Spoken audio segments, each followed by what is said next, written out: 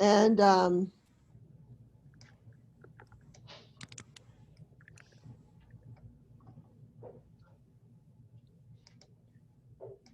right.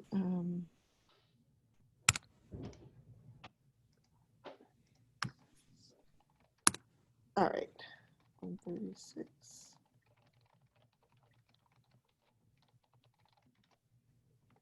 Okay, let's close it.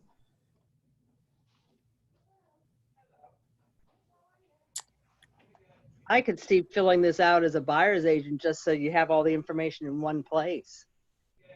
Even if Well, they had, the seller didn't, you just download it and sit there and just fill it out. And then it's like, okay, now I have it all. Now I can go do my contract. yes, so the idea is that the listing agent does this. So they're taking it. So once you have everything in your command, in your portal, a lot of this stuff may auto-populate, like the tax stuff. But then you go through and, like right away, FERPTA, right here, I don't have to call the listing agent and say, hey, by the way, is your seller a foreign person or not? Or is your seller an American citizen or not? Is there a 1031 exchange? Well, we'll get to a different time. We have to, if you need to know this information when you're preparing an offer, what this does, it helps the buyer's agent prepare the offer in such a way that if all the conditions are met and the seller agrees to them, then the seller just needs to initial and sign, and then it's therefore ratified. But when you send an offer over to the seller and you don't know some of the answers because the listing agent didn't provide them, then the seller then has to answer the questions, initial it, has to be sent back to the buyer for their initials. So it delays that ratification period. So the majority of this stuff here in this property information section should populate from the MLS. A lot of it does, but the condo association name, for example, and some of this stuff is not mandated fields to fill in. So many agents do not fill those in. Utilities, again, seeing it in this format where you're filling out an offer is much easier than trying to see the way it's written in just in a paragraph form online. I don't like the way it appears now. Before, it used to be separated. It was easier to read. Conveyance is above all else. That is what is the most difficult thing, because many agents will click refrigerator, but they don't say if it has an ice maker or not. And again, the picture makes it appear as if there is an ice maker, but is it plumbed? Does it work? You don't know, okay? And then the listing broker information, our license numbers and stuff, our IDs, they're supposed to be added to the offer. And a buyer's agent should do that for the listing agent. Take that time to fill in that section, because it's easier when you're typing it in command, zip forms, or what have you, than for the listing agent to then have to go back and use text boxes to do it in. Okay. Yeah. Could I say, like, on Sure. the listing that I used for my, contract fill out, she had, you talked about the document section in the Bright MLS, and she had this uploaded already, so I just had to fill it all out. It was great. Great, and that was great, and that's what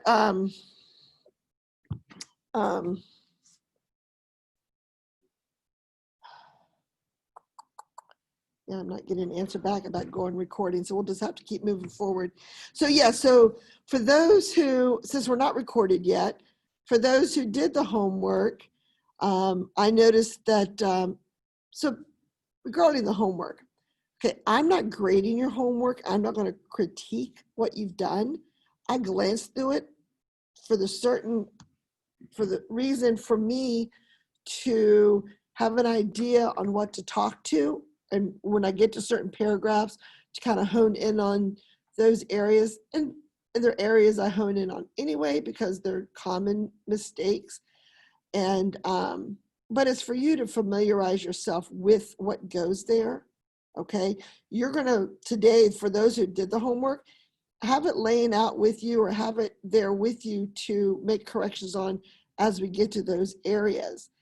And so I was particularly interested in those who where the agent didn't make great comments, for example. It didn't make someone interested in the house, or there was no comments at all, that type of thing. So it's for you guys to look at that and see what a good agent does versus what a not so great agent does and set yourself apart, okay? All right, so with that said, let's go ahead and start on the contract. And we're going to go through this slowly because this is the crux of the business. This is your business, and getting this right is where we want to be. So we're on page 47. So as we have been working through this, and those who've been with us from the beginning, you have a set of buyers who are William J. Smythe and Mary G. Smythe, okay? And then you have sellers who are John Jonas and Jane Jonas, okay? So I'm just going to see if I can record yet. I don't think they give me permissions, but okay, there's a couple of questions here.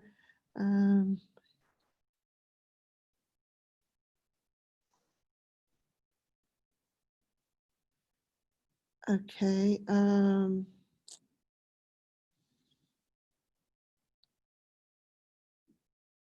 Okay, so someone's already recorded me. Okay, great. Perfect. We're being recorded apparently.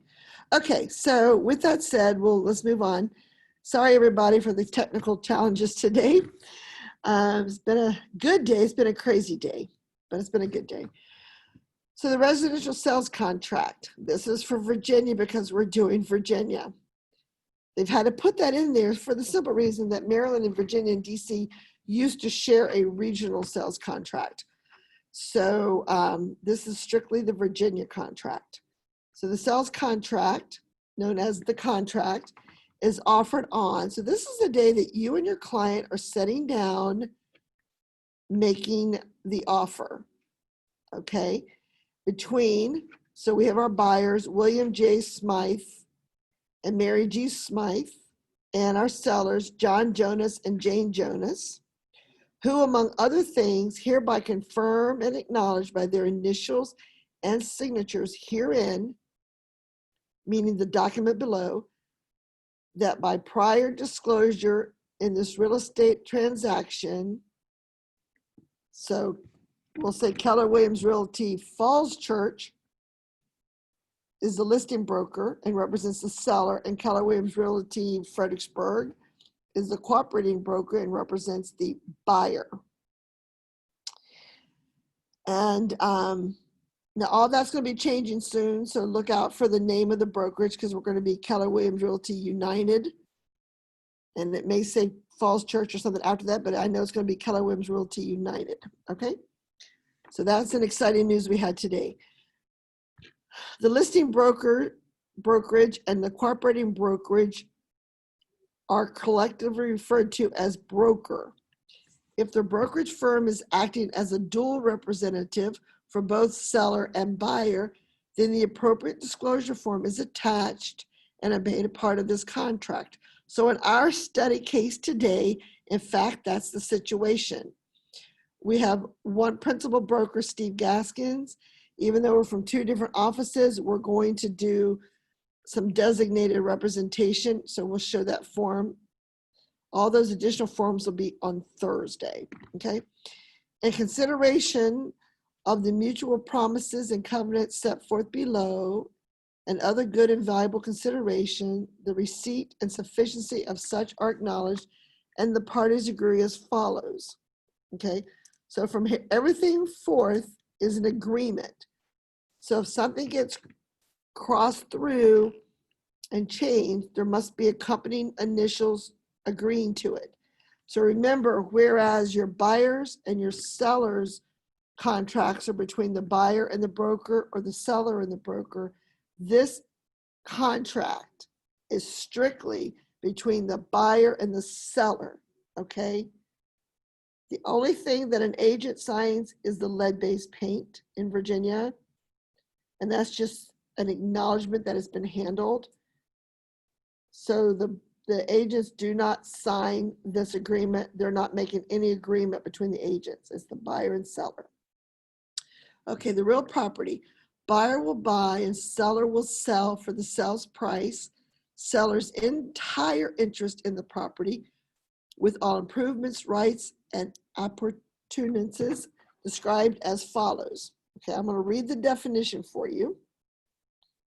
And then, so you'll understand that word.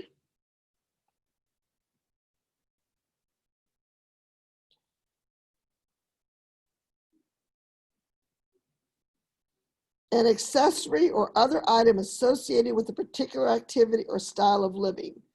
Okay, so anything associated with that home, so fencing or whatever around the property, all the improvements. And in Virginia, unless someone has sold away their air and mineral rights, so it's a ground that the property sits on, and what's underneath the ground, it's the airspace above your home, okay? So then there's the tax ID.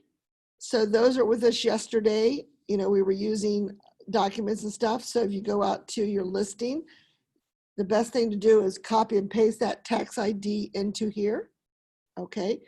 And then look down through that legal description. I don't know if you guys know it, but if you're on a PC and you use Control F, it brings up a little window for find. On a Mac, it's Command F, and this little window comes up, and you can put a word in there, and then you can search for that word.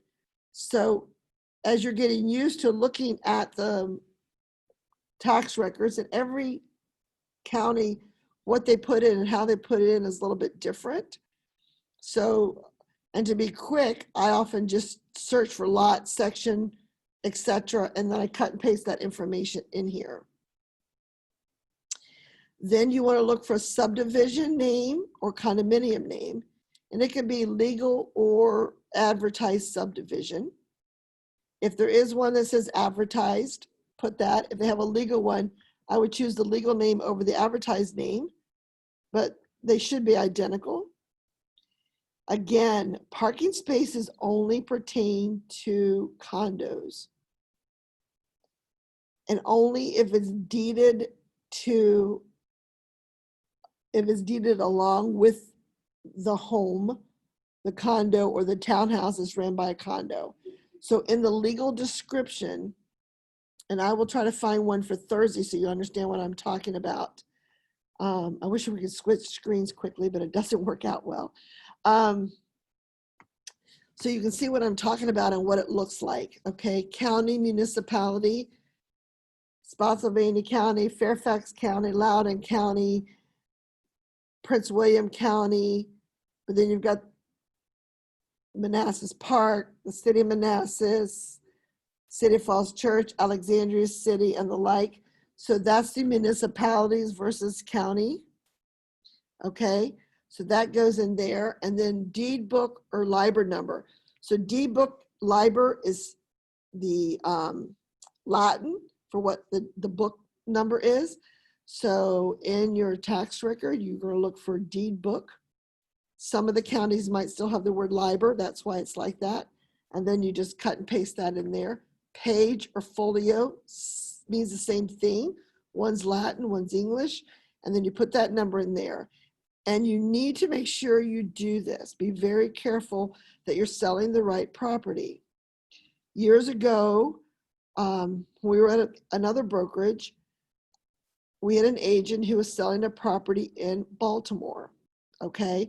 And it was where they were redoing an area of like business townhouses, and there were 6 of them on this little strip.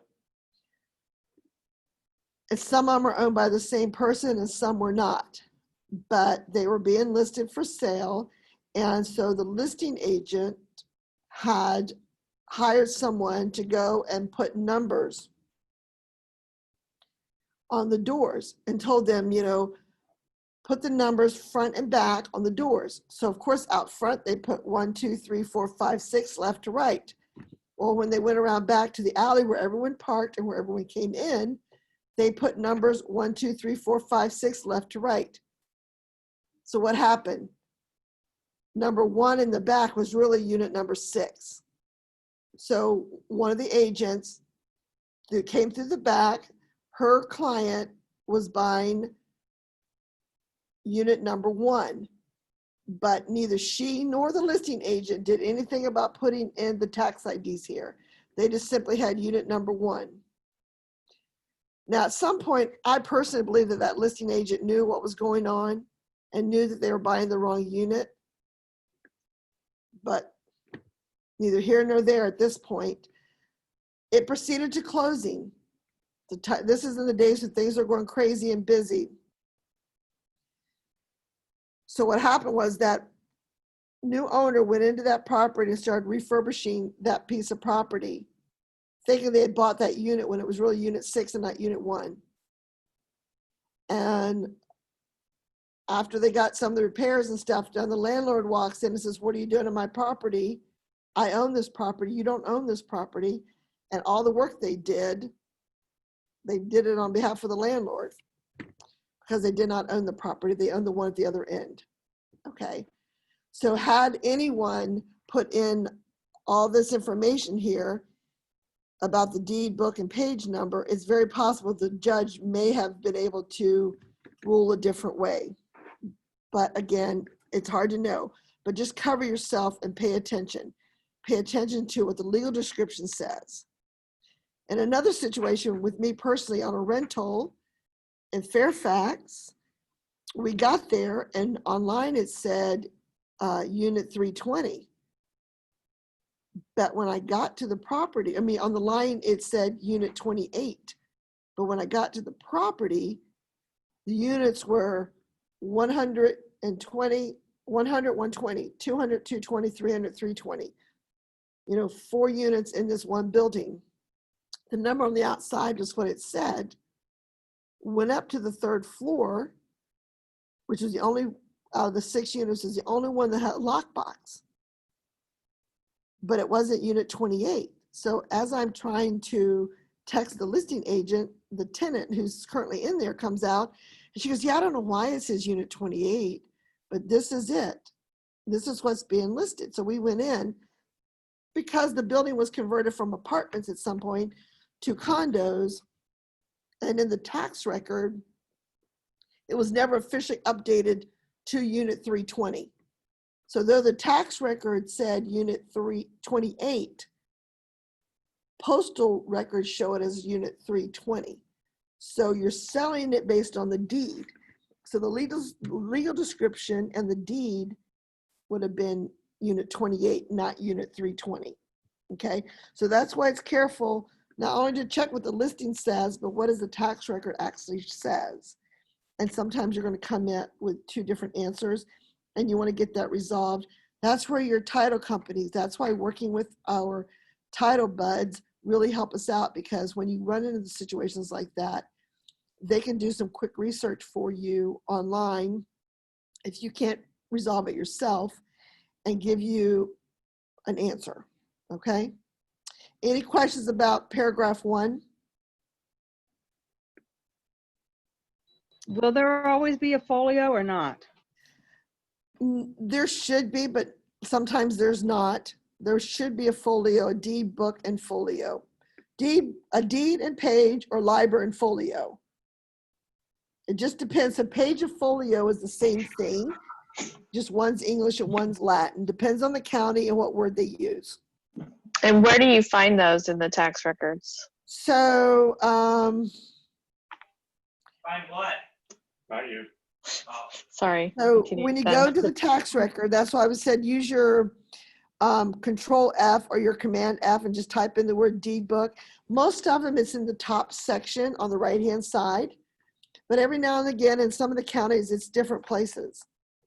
So it's not consistent. It's how the county pushes out their stuff. and how Bright feeds it through. So it depends on what a county has. Not all counties will have a legal description. And sometimes the legal description will simply be the deed book and page number and maybe a lot number, okay? So on Thursday, first thing I'll do is bring up some tax records, or maybe when we take a break, I can switch screens and do that. So we'll go back and look at that. I wish I could switch screens like I normally do. Yeah, 'cause I'm looking at a record in Prince William County, and it has the tax map ID number, but there is nowhere on here does it say anything about deed book, library number, none of pages, none of that at all. It's just the property ID number.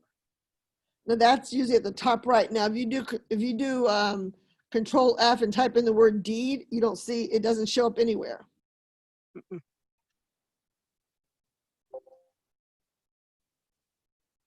Nope. Control F or not at all. Command F. No, not at all. Okay. It gives me the owner's names, the property address, the tax ID number. Now, are you Assessment looking at the information. tax record, the public record, or the tax history? It might be the tax So, history. so in Bright now, they have different tabs at the top. So you may have to, and we'll look and see which tab you need to be on. Some give Okay. more information than others. So great Yeah, 'cause question. I didn't go through Bright. I went straight to the Prince William County Land Rover tax records. Yeah, they're probably in a different area. That's why you use Bright. Use the tax record, the public record in Bright, because that's where it's gathering that information. Okay. Okay, while she's looking at, now let's go to pricing and finance. What I noticed in some of the homework, and I've noticed it throughout this change. A couple years ago, we used to have just the dollar amounts, and then a couple years ago, they put the or in there with the percentages. You can do it either way, but it's an or proposition. You don't do both sides. You don't need to do both sides. So, and the reason the percentages are preferable to the dollar amount is that if the sales price becomes negotiable, okay, let's say you're offering down here the sales price to be $500,000 as a buyer, and the seller says, no, I want 510, then all the numbers up here have to change accordingly. But if you were doing 10% down here for down payment, and then you had a first trust of 90%, and you chose whichever, conventional Virginia, conventional VA, FHA, you checked off over here appropriately what your trust is going to be. Then, and if there's a second trust, so you might have 5%, 90%, 5%. Total financing then would be 95. It would be the 90 plus the 5 would be 95. You had 10% down payment, 90% first trust, no second, no seller held, then you're going to have total financing is 90%. So you're not putting any money amounts here, okay? You're just putting the percentages. So if your lenders for your clients should give you a lender letter, and the lender letter should tell you what type of loan it is, what the terms are, 30-year, 15, fixed, adjustable, what the interest is, and they should tell you how much the loan is going to be for, or is it a down payment, okay? But every now and again, you're going to have a lender who doesn't give that to you. So you're going to have to figure out what the percentage of the down payment is, and then you would put that here, okay? That's, I have a question real quick. Sure. I think that's where I was confused on number 2 when you gave the assignment 10% down.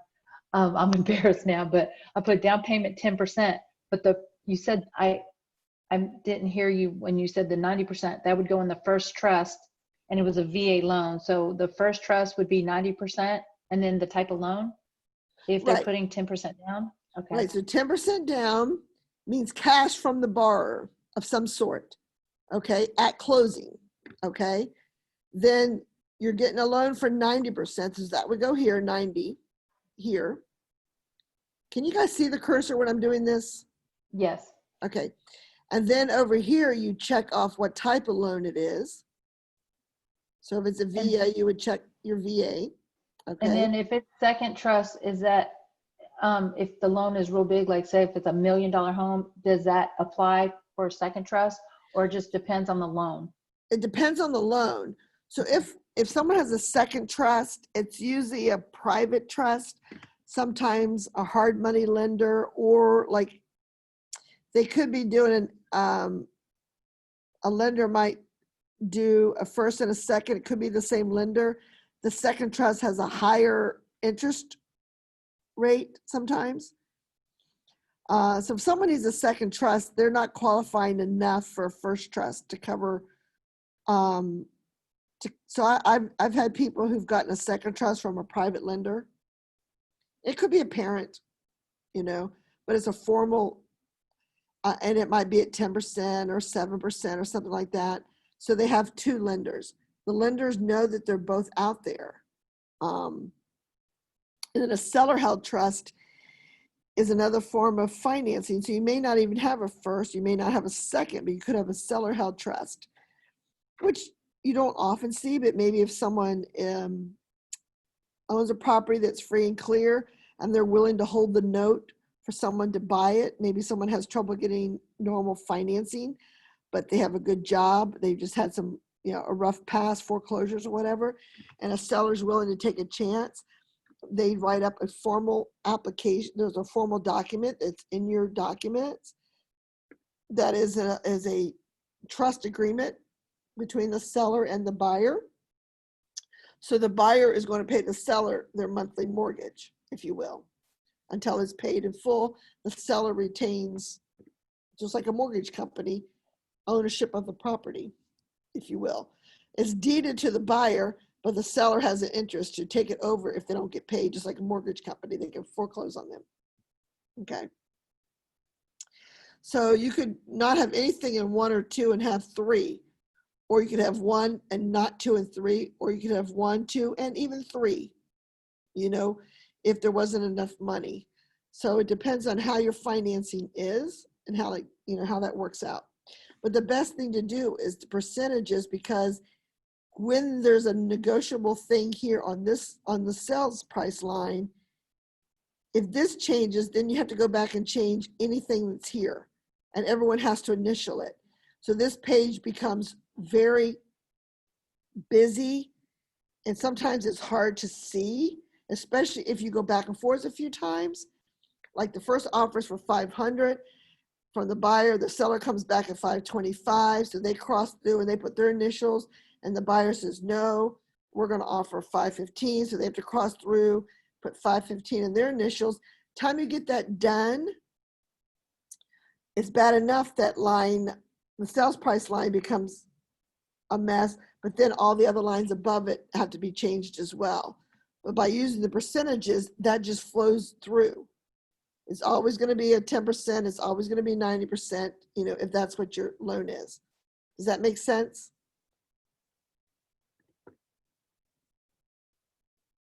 Yes. Okay. All right. And then paragraph C under 2 is seller subsidy. Now, this is where you can put a hard number or percentage. So oftentimes you might see somewhere between 1% and 3% of the sales price, or you might see a flat fee of however many $1,000. Again, this is negotiable, of course. So the buyer would love to have the seller give them a subsidy. Now, and when it's a seller's market, that's not something you're going to see much of, because a seller can have multiple listings without anyone asking for a subsidy. Now, every now and again, it might be a situation where if a lender knows the house will appraise above asking or are pretty assured that it might. And it doesn't often happen this way, but sometimes someone who has great credit and can get a loan for more than the sales price, but they have no cash and they don't want to go the route of getting a second trust. Every now and again, someone may offer more for a home. So let's say the house is listed for 500. They may offer 515, and then they may ask for 13 back in seller subsidy. So they're giving the seller more than they're actually asking for, but they're asking the seller to give them the money back. Right, financing the closing costs, as Derek said. But again, they have if the lender says the appraisal has to match the sales price, then there's no guarantee that it will. So that's a risky thing to do, but I have seen it done before. Just depends on the market and the individual person's financing. Okay. Years ago, seller subsidy used to be on your financial contingency page, and it would often get lost. And what was happening was that sellers weren't aware that they were giving up financing because their agents didn't necessarily go over their documents with them. So now it's right up front. And for you as a listing agent, it's great to be able to look at this front page and see right up front if there's seller subsidy. So you know right off the bat if there is or isn't, and then you can advise your client accordingly. So paragraph D is financing contingency and application. So right up front, is this contract contingent or not contingent on financing? Doesn't matter what the financing is. Is it contingent, which means if my financing doesn't work out, I have a way to get out of this deal without being in default. I have an out, okay? So this contract is contingent on financing. If this contract is contingent on financing, buyer will make written application for the financing and any lender required property insurance no later than 7 days after date of ratification.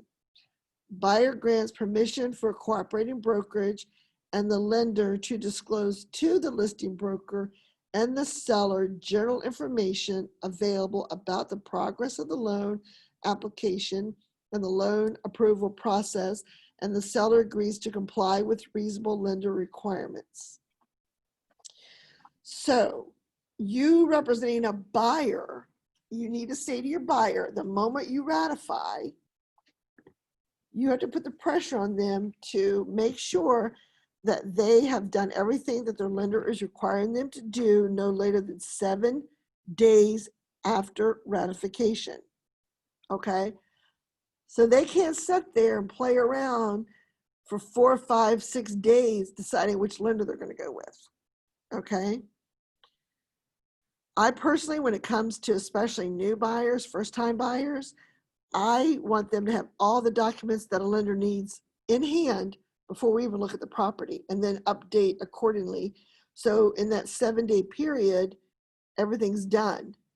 And I basically tell them they have 3 days. I don't give them 7 days. I tell them they have 3 days, and their lender's going to tell me if they haven't complied. Okay. And I'm going to follow up with that lender and say, I'm just checking in, has Bill and Mary got you all the documents they need? So I can put pressure on Bill and Mary in a gentle way because they are contractually obligated to do that. Okay. Now from a listing side, let's say 2.5 weeks has gone by and you've not heard as a listing agent from the appraiser. Okay. And you call the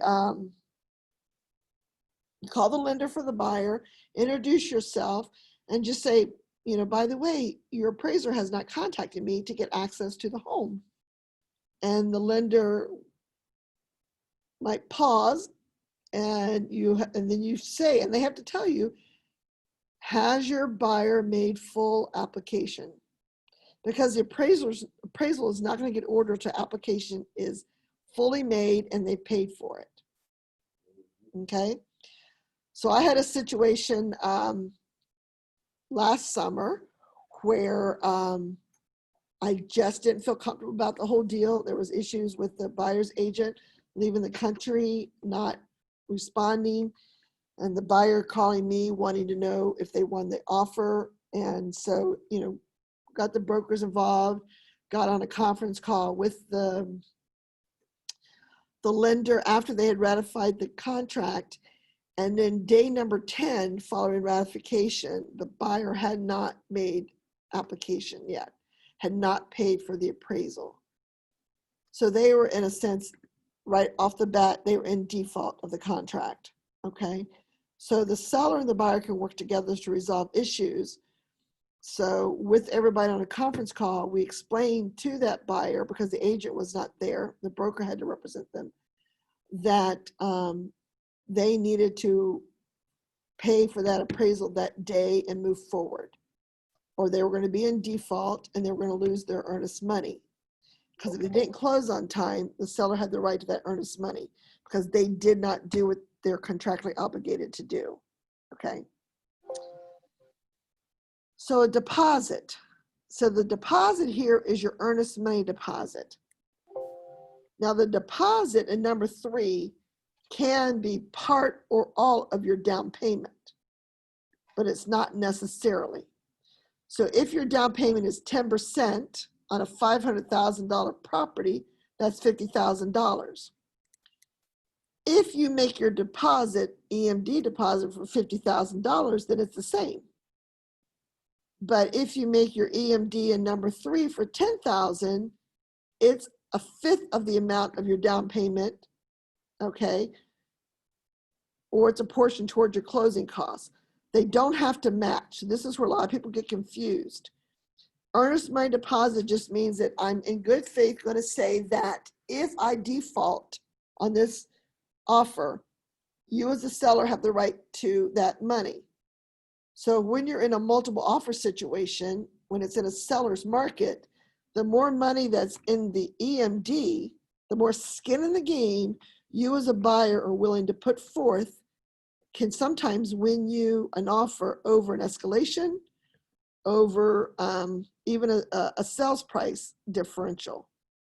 If you're willing to pay $505,000 for a property and putting $50,000 down versus someone who's willing to pay $510,000 but only putting $5,000 down, the seller may choose you because they feel that you're, chances are that your deal may come out. So it's not always the sales price that wins the deal. Sometimes it's the terms within the contract.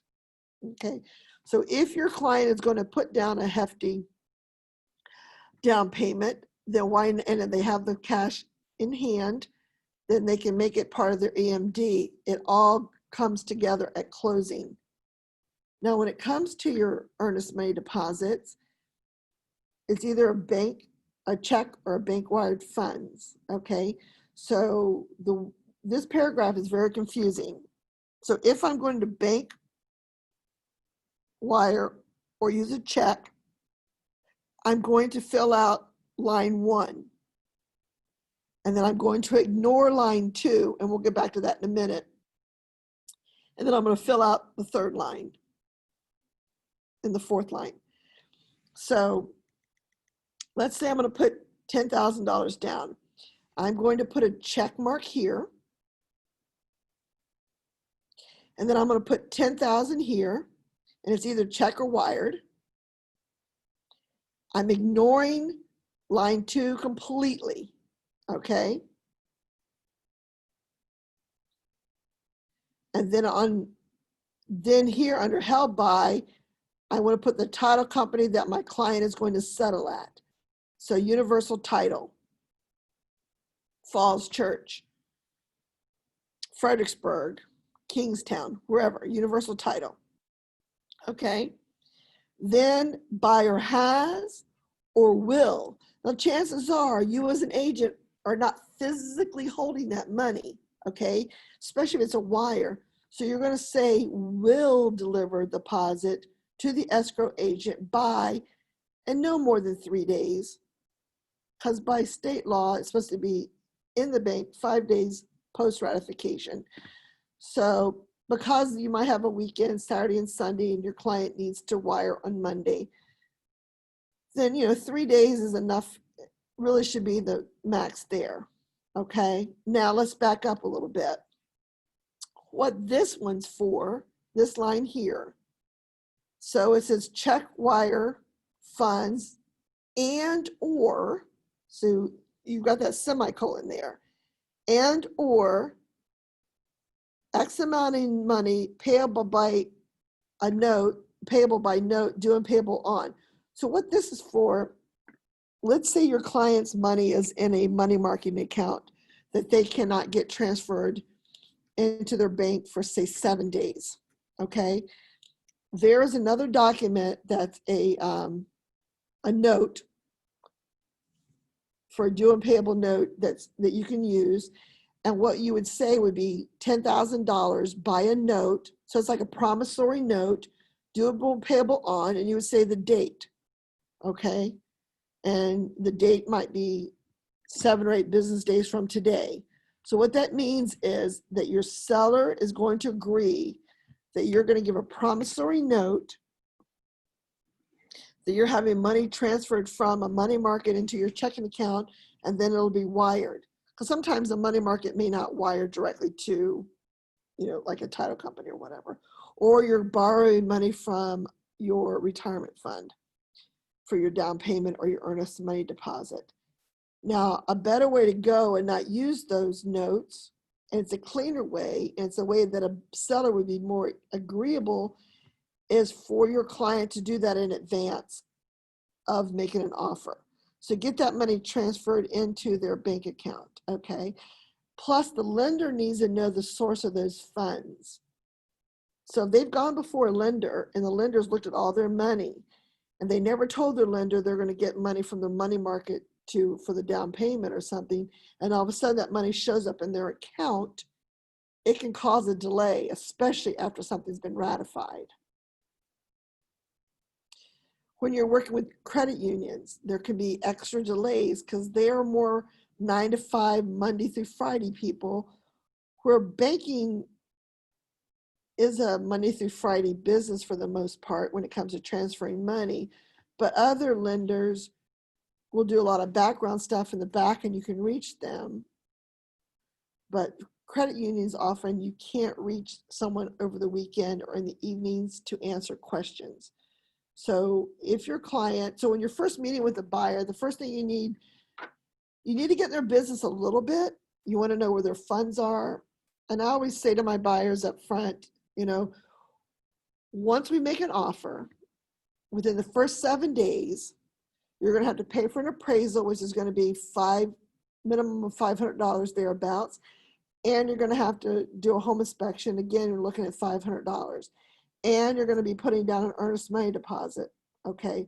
So do you have in hand or available on credit cards? And again, your lender has to understand what's happening with you. This amount of money. Can we write an offer for you, and can you be able to pay for these things right away? Okay. And if not, then that's something they need to save for as you work hand in hand with a lender to understand the financials. Okay. I had a situation where I was a listing agent, and it was the Friday before Thanksgiving 2 years ago, and I got a call that the closing was supposed to take place on Wednesday before Thanksgiving was being delayed because the buyer had gone into and they were putting a lot of cash down on this property, like 70 grand on a $300,000 townhouse. But the buyer had gone into their money market and transferred 10 grand into their bank account because they were supposed to close on Wednesday, and Friday after Thanksgiving is what day? Black Friday. So they wanted to go shopping for all their new furniture and have cash available. But they didn't talk to their lender, didn't say anything. Their lender happened to be Navy Federal Credit Union. So Friday before Thanksgiving, everyone's on vacation, government-wise and stuff. That lender said that they could not reconcile that buyer's financial package until the week following Thanksgiving because they were closed. So fortunately, my sellers were generous enough and didn't need the money to buy something within a day or two. And they were able to let them extend their closing. Okay.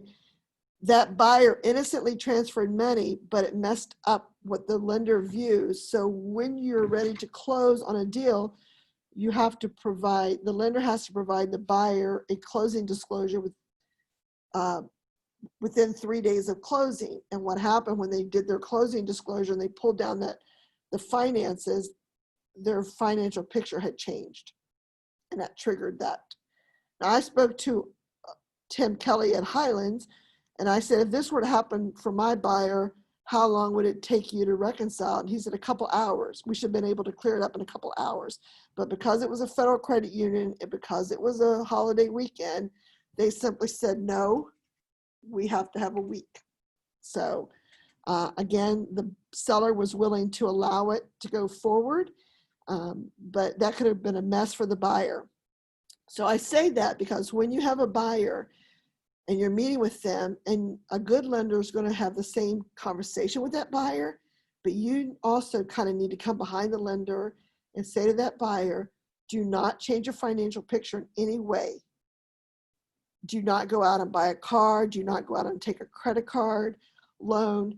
Do not go to American Eagle with your daughter, your teenage daughter, and say, and the American Eagle lady says, oh, if you get American Eagle credit card, you can get these jeans for 50% off. You say, no, no, no, I want to pay 100% for those jeans. I do not want a new credit card. And I told this to a classic about a year ago. And sure enough, the next day, one of the agents came and she told the same story, and it was American Eagle. Her client had gone to American Eagle, same type of thing, and they nearly ruined their purchase. They were able to pay off that card in full, get a letter from American Eagle that the account was closed so they could move forward on the purchase of their home. Because all those ratios for your lender, especially when you have a tight financial picture, can change drastically from what your lender said you had available till you close. So you don't do anything. You don't move money around without your lender knowing it, okay? And as an agent, when you represent a buyer and you're negotiating for credits for home inspection items, which we'll get to later, before you agree to a credit, you need to reach out to the lender and say, by the way, can Bill and Mary have a $500 credit? Now, the lender knows you're talking about home inspection items. You don't have to tell them.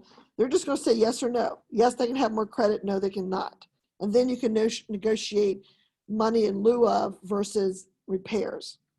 When we get to the home inspection, we'll talk more about that. But any financial decision, you need to lean on your lender to make sure it's okay. Okay? So if the escrow agent is a Virginia Real Estate Board licensee, like your broker, the parties direct the escrow agent to place deposit in an escrow account by the end of the 5th business day following receipt or following date of ratification, whichever is later. Okay? So if you were to pay it into the brokerage, which we do not want you to do, we want you to pay it to the title company. But if you were to pay it into the brokerage, Saturday is a business day in the banking world, okay? So Sunday is the only non-business day in the banking world, unless there happens to be a holiday in there. So that's where you have to be very careful because it says it has to be deposited by the 5th business day, not turned into your MCA, for example. They have to have time to process that. So we've always had a saying at Falls Church, 48 or you're late. Okay, so that means 2 business days, 48, when we were sending our EMDs to the brokerage. Now that we work with great business partners, such as the title companies, we prefer that the EMDs go to the title companies, okay? All right, so if the escrow agent is not a Virginia Real Estate Board licensee, deposit will be placed in an escrow account of the escrow agent after date of ratification in conformance with the laws and regulations of Virginia, and or if VA financing applies as required by Title 38 of the U.S. Code, This account may be interest bearing and all parties waive any claim to interest resulting from deposit. Deposit will be held in escrow until, number one, credit toward a sales price is settled, which means the deal's going to go forward and that earnest money deposit gets credited to the bottom line for the buyers. Two, all parties have signed agreement in writing as to its disposition. So that means the buyer decides, for example, we don't want the house based on homeowner documents. Then the buyer and seller agree that all the money goes back to the buyer. They sign a notice to void and a release of deposit. And then the title company who's holding that deposit can release the money back to the buyer. Three, a court of competent jurisdiction orders disbursement and all appeal periods have expired. So the title company is holding that escrow money and they are going to hold it so tightly that no matter how much they like you as an agent and even may like your client, they're not going to release it because the buyer and seller are in dispute for some reason. You know, like in my situation, it could be the fact that I could say they did not do their financing within 7 days. We want the earnest money. And then the buyer is going to argue it. So the buyer won't sign the release or the seller won't sign the release. So they're at a stalemate. So they have to go before a judge, an arbitrator, or a mediator to give an order that everyone agrees on to disperse the money. So until that time happens and all the appeal processes are over, the title company cannot and will not disperse that money because then they're held liable. Okay, number 4, disposed of in any other manner authorized by law. Seller and buyer agree that the escrow agent will have no liability to any part, Seller and buyer agree that escrow agent will have no liability to any party on account of disbursement, which is what I just said, no matter how close you are related to somebody, of deposit or in any account of failure to disperse deposit, except in the event that the escrow agent's gross negligence or willful misconduct. So if the title company is in cahoots with the buyer's agent and they release the money to the buyer, then they are guilty. So they're committing fraud as well, which, oh, by the way, has happened. Okay, settlement, paragraph 4. It's 1:10. Why don't we take a 5-minute break to 1:15, and then we'll start on paragraph 4, okay? Hey, Deb, Yes, I went through the link from Bright, the yes. tax record. It's exactly the same page I had up. Prince William County, I don't think they do the paper stuff anymore. Okay, so if they don't have the deed book and page number, then you don't need to put it in there. So anything that you can write in there that identifies legal, that's what you want to do. Yeah, it does have the actual, the tax ID number. Right. You're always going to find that generally. Okay. Yeah, I know a couple years ago they started going to all online with everything in the county. And started changing. Actually, I know that there are some records when you look in them, it'll say like old ID and then have the new ID. So it's like, okay, so Loudon's probably going to an online system, so they're not using, D-book and pays, or just strictly going by their tax ID. Yep. There's also a link on that website that you can go. It's very obvious right there, and see the survey line, the county record of this is the piece of land we're talking about. Right. Which is nice. Like, Right. Oh, okay, that's it. With the house, it's a photograph. Right. Which helps, but I said I'm looking even on that to see if there's any the GPIN, which is the tax ID number, instrument number. There is a lot that they do have the subdivision and lot number on here. And there should be a lot number when it is a subdivision. Yeah, and that wasn't on the listing. I know that. Yeah, there's a couple things on this listing. I said, it happens to be one of the houses in my neighborhood that's for sale. So I said, let me look here and see. High school's wrong, the elementary school's wrong, it's like, yeah, there are some, the style, I've still got to look that up again. I don't think it's colonial either. Yeah, see so the old D book and page, because they were physical books. Yeah, I've seen them. Yeah. I have land listings down in what's called Schuyler, Virginia, which is what Walton's Mountain really was. The fictional Walton's Mountain is Schuyler. Uh-huh. And so when I had to go to Albemarle County, which is half of my listings and the other half was Nelson, Albemarle's was online on I could go on and look and get details.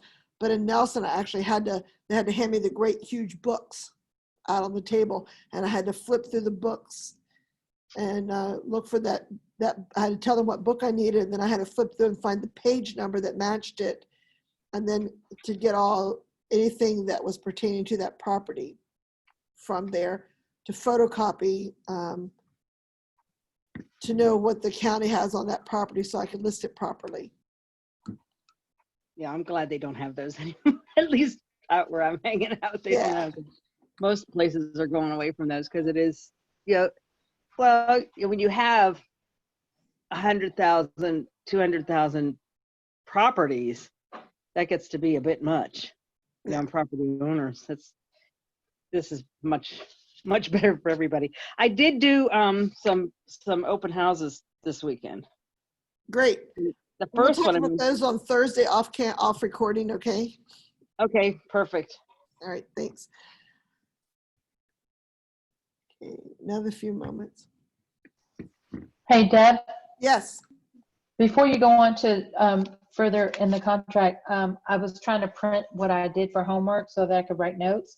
And on number 3 on page 1, I understand about the deposit amount for the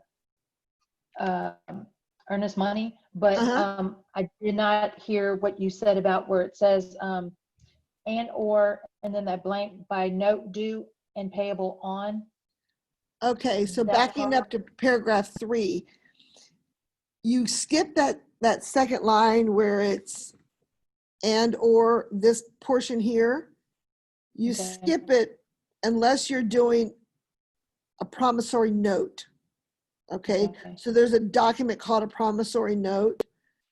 It's because your client does not have money in their checking account to pay to the escrow agent, within a couple of days of ratifying, because they have to have it transferred from a 401k or from a money market, or it could be that they're getting a gift from a parent and the money hasn't come through yet. So it's a promissory note that in X amount of days that money's going to be in their account, and the seller has to agree to that promissory note. Otherwise, you just ignore that sentence. So it would read funds semicolon and then shall be payable held by universal title escrow agent. And the buyer has or will, and I always say will deliver within no more than 3 days.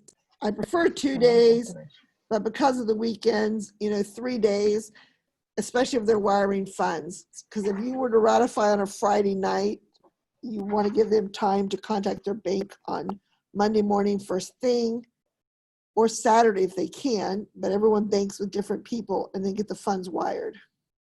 Okay. Does that make sense? It does. And I remember now that you said it's just, I was trying to print it. And then 3 days is standard, or can you say 5 days? Can you say 5 days? I mean, not that you would Well, say you really 10, don't want to but- say 5 days. Well, if it's going into a non-real estate, like a title company, they have rules for deposit as well. So you really shouldn't say 5 days after ratification, because according to the state, it needs to be deposited in the bank by then. And you have to give the receiving entity time to do it. You know, Gotcha. Debbie Martin and Sheila aren't just waiting around for people to drop off earnest money checks in the olden days. You know, and same with your title companies. They're not just waiting for someone to walk in and hand them a check to get to the bank. They have a process they have to go through. Okay. So, you know, 3 days really should be it. That gives that 2-day window for wires to go through and stuff. Okay. Okay. All right. So back on to settlement, paragraph 4. Okay. Seller and buyer will make full settlement in accordance with the terms of the contract. Settlement on or with mutual consent before. So on or before, okay? Now in the MLS listing, you have a category that says, when will it close? And an agent can say 30 days, 60 days, 90 days, they need post-closing. And majority of the time, you're just gonna see the word settlement. Because the seller may not necessarily know exactly what day they want to settle on, but if they do, they might say we need to settle by such and such date. But that's usually a conversation between the listing agent and the selling agent, the buyer's agent. So putting settlement there is not acceptable? Correct. Now you need to put a date, okay? And so you would, the selling agent, the buyer's agent, also known as the selling agent, would call the listing agent and would say, you know, does your seller have a preference for closing, or what do they need? Okay, that's a courtesy. You don't always have to do it. It's a negotiable date, okay? But if you know that your lender says you can close within 28 or 30 days, then you can do that. The other thing you take into consideration too is, for example, are your buyers tenants in a rental that they have to give 30-day warning to get out, you know, to vacate or whatever. So that can play into when they're going to close as well. Okay, so if they're in a rental situation and they say, yeah, we have to give 30 days notice, so your settlement might be 40 days out or whatever, or depending on what time of month you're looking at, you know. So those are all those negotiation points back and forth. So having a conversation between the agents to define what's best for everybody and what they're willing to accept, then that's the best course. If not, as a buyer's agent, you put in what you believe is the best course for your buyer. And then if the seller doesn't accept it, they'll negotiate back with it. If they think it's too long of a period or it's not long enough for them, depending on what it is. I always encourage you to grab your calendar and make sure that the day you're choosing is not a Saturday, a Sunday, or a holiday, because then you're going to have to amend it. Okay, so always double check your calendar as to what day you're putting down. Okay, so then the settlement date, except as otherwise provided in this contract. Oh, backing up. So let's say you choose, we make an offer today, which is the 28th, and I say August 28th, on or before. And all of a sudden on August 17th, the buyer's lender says, hey, we're done. Everything's done. Everything's come together. We're all good to go. Then, and then you know that the house is vacant. So the buyer's agent could say to the listing agent, hey, the loan package is done. Here it is, the 17th of August. Do you want to close on the 20th or the 21st or, you know, later this week and not wait till next week? Because the contract up here says on or before, you can do that without an amendment. You don't have to do an amendment to say that. You can to solidify it, but it's on or before. The parties are going to agree that we're going to close a week early because everything's done, okay? And the seller's out of the house, and you can do that, okay? So now, if settlement date falls on a Saturday, Sunday, or a legal holiday, the settlement will be on the day prior to the business day. This is a huge mistake that so many agents make. They just assume it's going to be the day after. It is the day before. Okay. So that's why I encourage you, even as a listing agent, when you get an offer, you look at that calendar. Don't try to think, oh, I think that's in the middle of the month or middle of the week.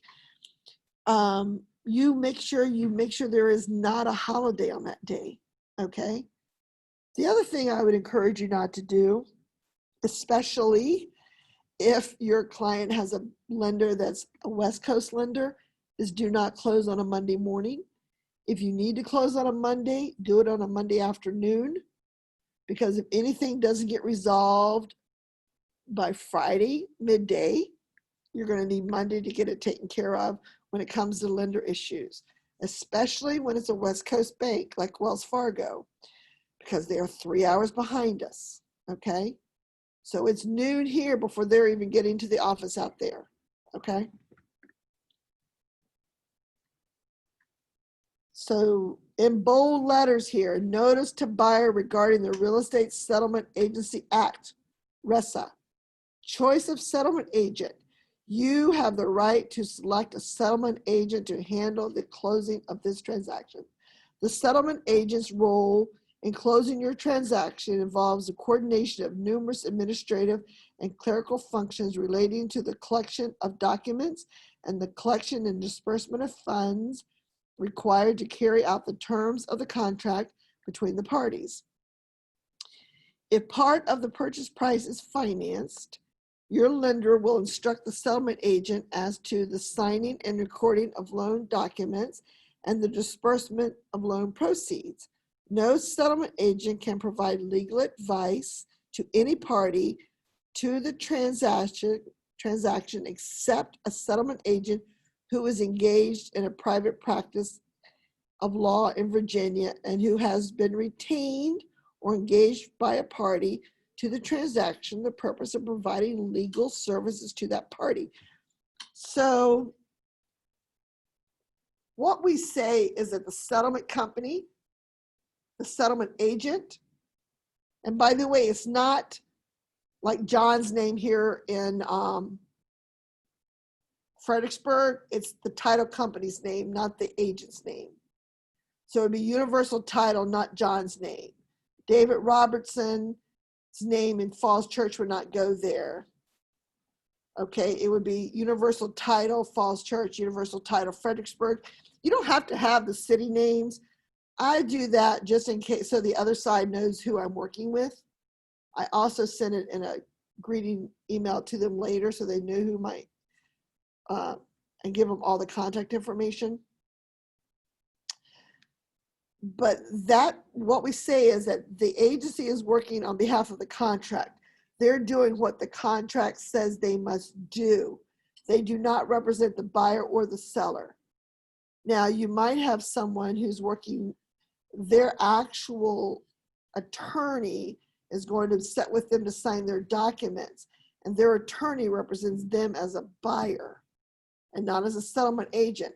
Although some attorneys are also settlement agents, and a buyer or seller has engaged their attorney to represent them in closing of a deal.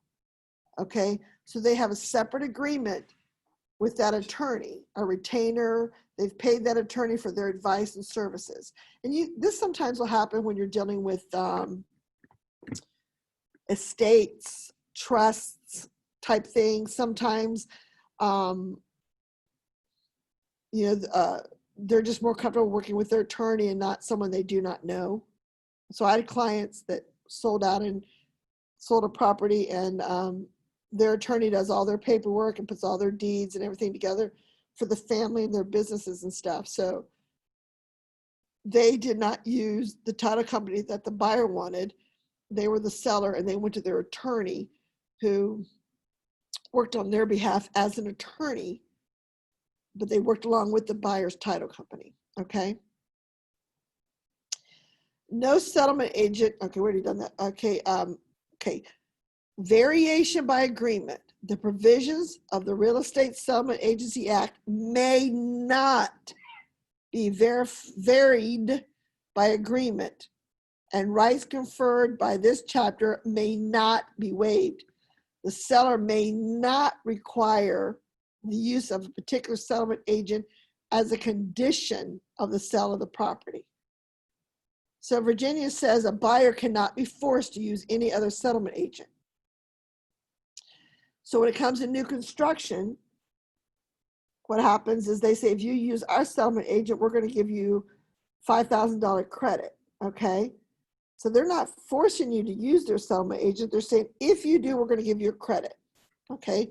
For whatever reason, new construction can still get by with that. Other companies, so if a listing agent says, we prefer you use XYZ title company, and if you use XYZ title company, we're going to give you a home warranty. They cannot do that.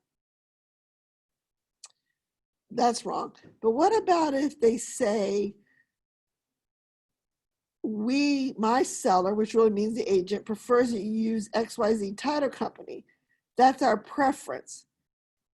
We'll be looking at those offers and taking them as priority, okay? Great. Have your buyer fill the offer out with XYZ title company.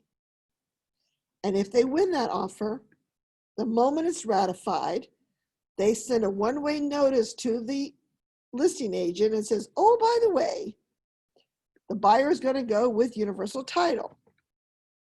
There's nothing unethical about that whatsoever, because this paragraph right here says that the buyer cannot be forced to waive or alter their rights in any way, shape, or form.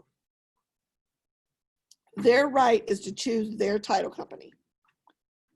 Now, if that title company that the listing agent has, and you know them to be reputable and you have no issue with it, there's nothing wrong with the buyer going with them.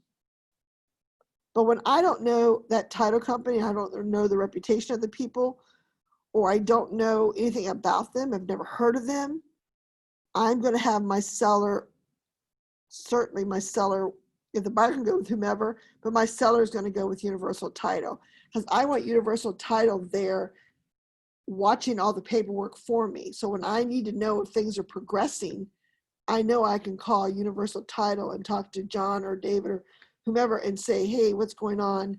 Are we progressing? Are you communicating with the other title company? Are we going to close on time? Okay. So that's the assurance when it comes to a split settlement. Again, like John said earlier, if those were on the call, the team meeting for Fredericksburg, when you do have split settlements and you represent the seller, know that the seller can sign several days ahead of the buyer, okay? They don't have to wait till the day of closing because they're signing the deed and some other things. So your seller can sign ahead of the buyer, which is preferred, and that way everything is sent over to the buyer's title company and the transaction can go smoother, okay? But just keep in mind that your buyer cannot be forced in any way to give up their rights. But if it's to win a deal, by all means, put down the other company and then change it later if you feel that you need to. Okay, escrow closing and settlement service guidelines. The Virginia State Bar issues guidelines to help escrow settlement or closing services. As a party to a real estate transaction, you are entitled to receive a copy of these guidelines from your settlement agent upon request in accordance with the provisions of the Real Estate Settlement Act, okay? So if you want to know what the guidelines are, have the title company give them to you. Then here, you're designating who your title company is. Again, even though it's a settlement agent, it's not the individual agent's name, unless that's the name of the title company. It's universal title type thing, okay? Buyer agrees to contact settlement agent within 10 days of ratification to schedule settlement. Settlement agent shall order the title exam and survey if required. I don't know why they gave them 10 days. This should be done immediately, okay? So even on the weekend, you guys are negotiating listing agent and buyer's agent, you guys have a ratified contract and it's Sunday afternoon. The moment that contract is ratified, no matter what side of the coin you're on, buyer, seller, agent, you need to pin an email right away to the title company you're using and send a copy of that ratified contract to the settlement agent. So if you represent the seller, you're sending it to the settlement agent. Now, I have always kind of covered the back door for myself because not all agents are on board and are thorough as some of us. I also send it to the buyer's agent and introducing the two companies if they're not the same. So if not the buyer's agent, but the buyer's settlement company, if I represent the seller, for example. And I CC the buyer's agent as well, but I make those introductions. That way I know that the buyer's title company has now received the contract and that buyer's agent's not waiting for several days to when they get around to it, okay? So then, but when you represent the buyer, okay, it's going to the settlement company. The buyer, of course, should always get a ratified copy, as does the seller. And then it needs to go to the lender, okay? So as soon as the document's ratified, you can send it to the buyer and CC their lender and say, you know, congratulations, here's our ratified copy. And say to your buyer, Bill and Mary, please work with, you know, Joe and get everything taken care of in the next few days so that Joe can get their appraisal ordered, that type of thing.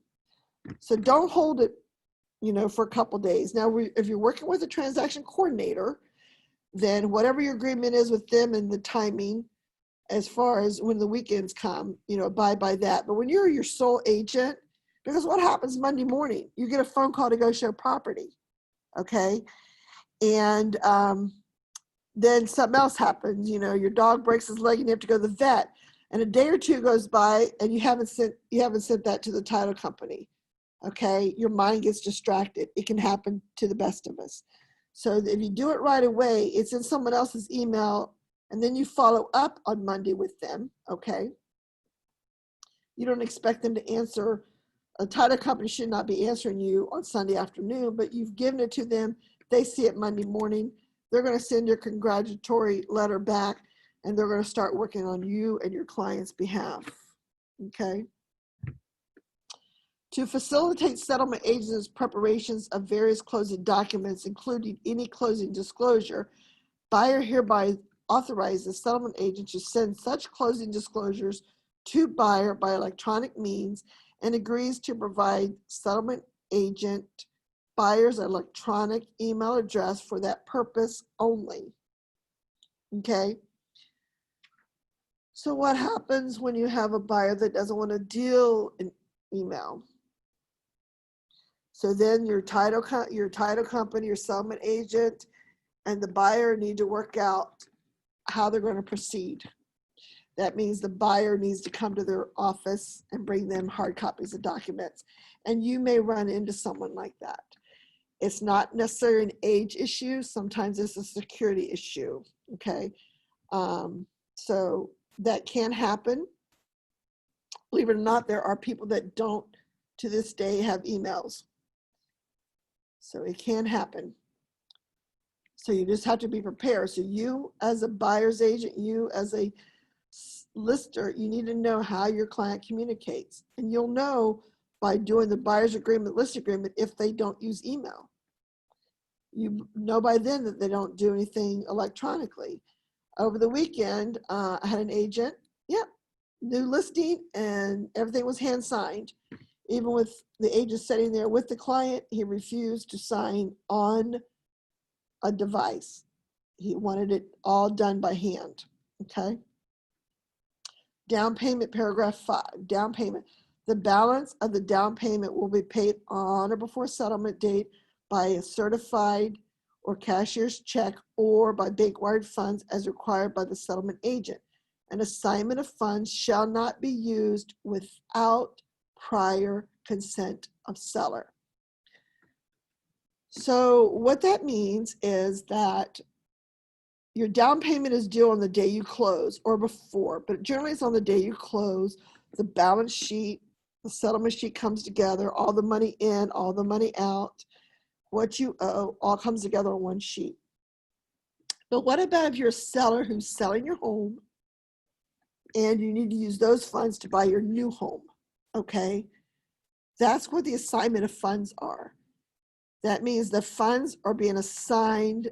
So your proceeds from the sale of your home are being assigned to pay for your new home. Okay, so when you are selling a property and your funds are going to be paid for your new home, you're now the buyer over here. The seller on your buying deal has to accept those assignment of funds. Okay, in most cases they do. It's preferred that you stay at one settlement company doing that, because the funds really just move from one file to another file within their own banking system. When you're using two different settlement agencies, they actually have to physically transfer the funds from one to the other, which could be a couple day delay. So that's why when you're doing closings, sometimes a seller may want to rent back because they want to sell the property that they own, but they don't want to buy their new property for 3 or 4 days. So they want to rent back and stay there until their new property is bought, because they actually need those funds. It could be they're moving to a different state as well. Okay. So the seller, so in most cases, the seller doesn't really say much, but the listing agent should explain to their seller that there's going to be back-to-back closings and the funds have to transfer from one title company to the other. Okay. Delivery. This paragraph specifies delivery requirements under the contract for delivery of property or condominium association documents. That's not what this paragraph is pertaining to. You see those deliveries down below. So this delivery, whether it's the word delivery, delivered, our methods may include hand carried, sent by professional courier service, by the United States mail, by facsimile, by email transmission. The parties agree that the delivery will be deemed to have occurred on the day that it's delivered by hand, delivered by a professional courier service, including overnight delivery services, UPS, FedEx, and USPS's express mail, by the United States Postal Service mail with a return receipt requested, or sent by facsimile or email transmission, either of which produces a tangible record of transmission. Okay. Now, I don't know why in the last couple of years they put check all that apply, because in truth, this is an or proposition here, but someone may say facsimile or email, but you need to fill something in here, because if you don't complete this paragraph and check a checkbox, then it is considered delivery to the physical address. So deliveries will be sent as follows: address to the seller at the property address unless otherwise specified.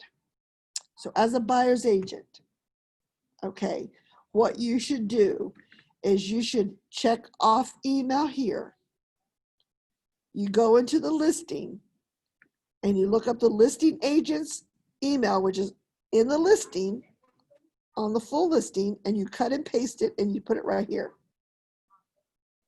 Now, if the listing agent chooses a different email or to add someone else, they can do that on the counter.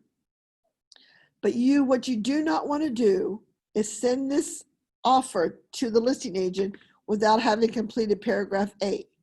Because if that listing agent doesn't realize that you didn't put anything in there, then by law, all delivery documents have to be delivered to the property address. It's in bold letters. So this happened about 15 years ago. It took an army of us, because that's what happened. An agent did not put anything there. So we had to go to that physical address. We took pictures of what we were delivering, which was a counter offer. And we had witnesses saying that it was left outside the door because the place was vacant, okay? We took pictures of leaving it there, because you can't leave it in the mailbox, because the mailbox is for the Postal Service. So we had to leave it outside the door. We taped it to the edge of the storm door, took pictures and had people sign that it was all done and had pictures of all that. Okay. Because the listing agent was trying to stand on the fact that even though the agent had sent it to them email, it's not what the contract said. So in order to be in compliance with the contract, we had to do that. Okay. So be very careful. Always put in the listing agent's and or alternate agent's email address and let them choose to change it if they wish. Okay. And then for you as a buyer's agent, your information should go here. You really don't want to have your buyer's information there. I know some people believe the buyer's information should go there as well, but you really don't want the listing agent communicating directly with your buyer.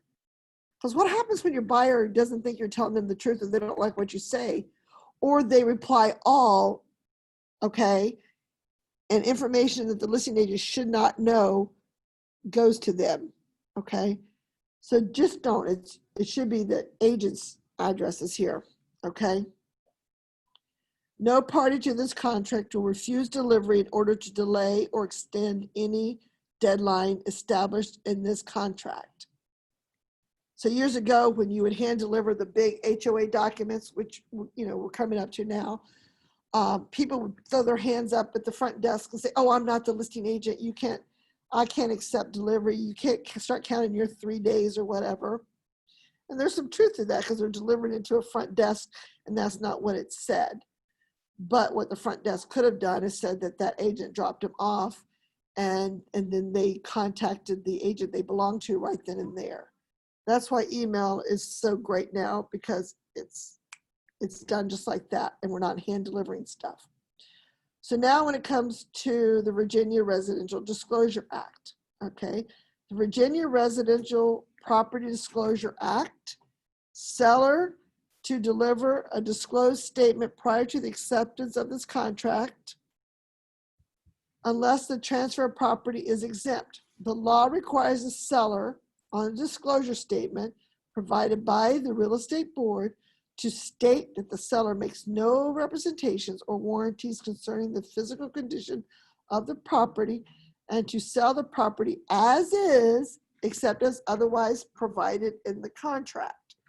So a property is always sold as is, so to speak, unless you say otherwise, which means you're going to negotiate home inspection items, or you're going to, offer conveyances within. So it's only, but this is not an as-is addendum. It's just saying under the Property Act, the seller is conveying as is. And remember, it's a buyer beware state. Okay. If the disclosure statement is delivered to the buyer after the date of ratification, buyer's sole remedy shall be to terminate this contract at or prior to the earliest of 3 days after delivery of the disclosure statement. So this is the DPOR document that we see that the seller signs and completes. Number one, you as a buyer's agent, you never, ever, ever, ever have your buyer sign a blank DPOR disclosure, nor do you have them sign a blank lead-based paint disclosure, okay? Those are being disclosed by the seller. The seller is supposed to provide those. It always interests me when they're not online in the document portal, and I call the listing agent. I'm like, "Oh, we're getting ready to make an offer. Could you please provide us with your documents?" Guess what date is on the documents when I finally get them? Usually the day that I ask for them, which tells me that that listing agent really does not have a valid, viable listing agreement with their seller because they didn't get all their paperwork done properly. Okay. I've had listing agents say, "Oh, just have your buyer sign a blank one and we'll sign it on our end." No. This is a disclosure that the seller has to sign. So what this first sentence here is saying that if you make an offer and up to ratification and beyond ratification, the seller has not provided that document to the buyer. Once the seller does provide it, then the buyer has 3 days to choose to get out or not, okay?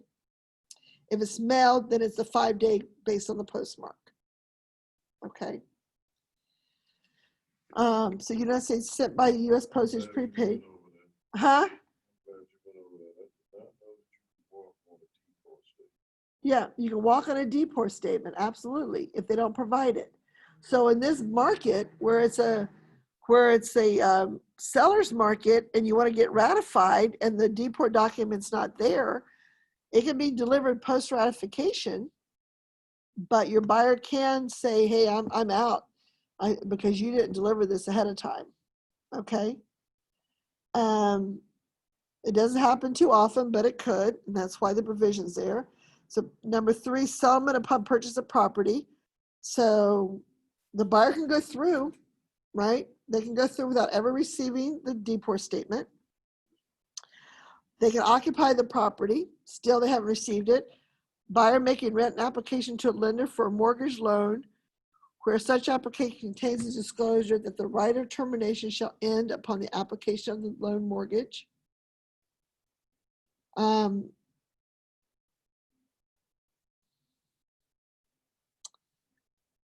So backing up to the language here, if the disclosure statement is delivered to the buyer after ratification, date of ratification, buyer's sole remedy shall be to terminate this contract at or prior to the earliest of the 3 days after delivery, 5 days after a postmark, settlement of the purchased property, which is null, the buyer making rent an application. So they can, if it hasn't been delivered by that, they can get out. If they've made written application, it hasn't been delivered by that time, they can get out. Okay. Excuse me. The execution by buyer after receiving the disclosure statement of a written waiver of the buyer's rights of the termination separate from the contract.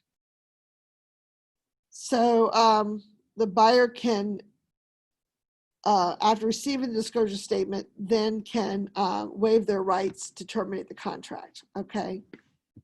So written notice of termination may be handwritten, sent by U.S. mail, postage prepaid, provided that the buyer retains sufficient proof of mailing, which may be either United States Postal Certification of mailing or certificate of service confirming that such mailing was prepared by the buyer, sent by electronic means to the facsimile number or the electronic mailing address provided by seller to in the delivery paragraph. Provided that buyer retains sufficient proof of electronic delivery, which may be an electronic receipt of delivery, confirmation that the notice was sent by facsimile or the certificate of service, overnight delivery using commercial services of the United States Postal Service. Any such termination shall be without penalty to the buyer, and any deposit shall be promptly returned to the buyer. So here it's telling you that if the buyer wants out because the seller hasn't delivered that document, the buyer has to proactively themselves send that termination notice. Okay, it's very rare you're going to see that. More than likely, like I said, the listing agent has the seller sign that document that day and they get it off to you. Or they may say, go ahead and send your offer and we'll put it on our counter when we send it back. Which again, that means if the seller's not countering back on anything else and they're just attaching it, then when it comes back to the buyer has to then sign it before it's ratified. Okay. Paragraph 8, Virginia Properties Owner Association Act. And remember, this is the official word for the HOA, not the condo. So seller represents the property is or is not located within the development that is subject to the VPOA Act. So if it's not in an HOA, you just simply skip this. You say is not, and then you skip on down. You do not fill in B for delivery. If the answer is no, up top here, if this is not located, then nothing gets filled in under B for delivery. Because there's nothing to deliver, there are no documents. If it is yes up here, then down here under the first line, then you as the agent should have your email address here. And if you choose to, you can put your client's email address here, which is telling the listing agent that they can only strictly deliver the documents to your client simultaneously to you. So it would be debroof.kw@gmail.com and then billsmythe@gmail.com, for example. Okay, that means it's going to both of us at the same time. So back up to paragraph A. It says, subject to the provisions of subsection A, an owner selling a lot shall disclose to the contract that the lot is located within a development that is subject to the Virginia POA Act, and the Property Owners Association Act requires the seller to obtain from the Property Owners Association an association disclosure package provided to the purchaser. The purchaser may cancel the contract within 3 days in Virginia, or up to 7 days if extended by a ratified real estate contract. So you can't extend it more than 3 days. Okay. The purchaser may cancel the contract within 3 days or up to 7 days if extended by a ratified real estate contract or an agreement between the parties after receiving the association disclosure package or being notified that the association disclosure package will not be available. So if the HOA says, oh yeah, we're not going to have it available till, past the closing date because the listing agent, the sellers didn't order it on time, then the buyer can then choose to back out of the deal. If the purchaser has received the association disclosure package, the purchaser has the right to request an update of such disclosure packages in accordance with subsection H of subsection D as appropriate, and the right to receive the association disclosure package and the right to cancel the contract are waived conclusively if not exercised before settlement. So you either have to get out of the deal before settlement or it just moves past settlement, okay? So pursuant to, and for the purpose of paragraph, ratified real estate contract includes any addenda to this contract. So up above, if you say the buyer gets a hard copy and they say they need more than 3 days to read through it, as long as the buyer and seller agree and it's no more than 7 days in Virginia, then that's okay. But they have to sign an amendment or an addenda, which is an amendment, agreeing to that extension, okay? So down here, electronic copy, always do electronic copy. Now, if you represent a seller and they work in they have an HOA that does not have electronic copies and they give you a hard copy, you can call the other side and say, will you receive a hard copy? But if not, you just scan it in and send them an electronic copy. It's that simple, okay? But most places nowadays, it's very rare that you see that because most places, if you request a hard copy from an HOA company, you pay an extra fee because of the paper that it costs them to print it. It's much easier for them to send you an electronic copy anyway. So same with the Condo Act, same thing. Is it a condo? Is it not? Again, in some areas like planned developments like Reston, it could be both. But most cases it's one or the other or none, okay? But it could be both, and if so, you check accordingly. And only if it's yes, then do you fill in paragraph B. Same thing as above. Electronic copy to you specifically as an agent and as a buyer's agent. You could add your client in on this one only, but not under the general delivery. Just keep that in mind. Do not put your client under general delivery, which is the other delivery paragraph above. Okay, so same language here. now except for, as we go on to number 4, if the purchaser has received the resale certificate, the purchaser has the right to request a resale certificate under or financial update in accordance. So that's the same, but the financial update as appropriate. And they have the right to receive the certificate, and the right to cancel the contract are waived conclusively if not exercised before settlement. So that's the same, okay? All right, paragraph 10, property maintenance and condition. Now, those have been around for a while. You might have heard differently here than others who are brand new. But Steve Gaskins, when this came out as a choice, gave much thought to how this should be marked off here. And his overarching conclusion is the day of home inspection. If you're going to do a home inspection. If you're not doing a home inspection, then you want to do the date of offer. But you don't want to do other. Because let's say you do other and you say date of settlement. And what about if a tree fell through the house on the day of settlement? That means you're going to take the house the way it is with the tree through it, okay? Just think about those extreme terms.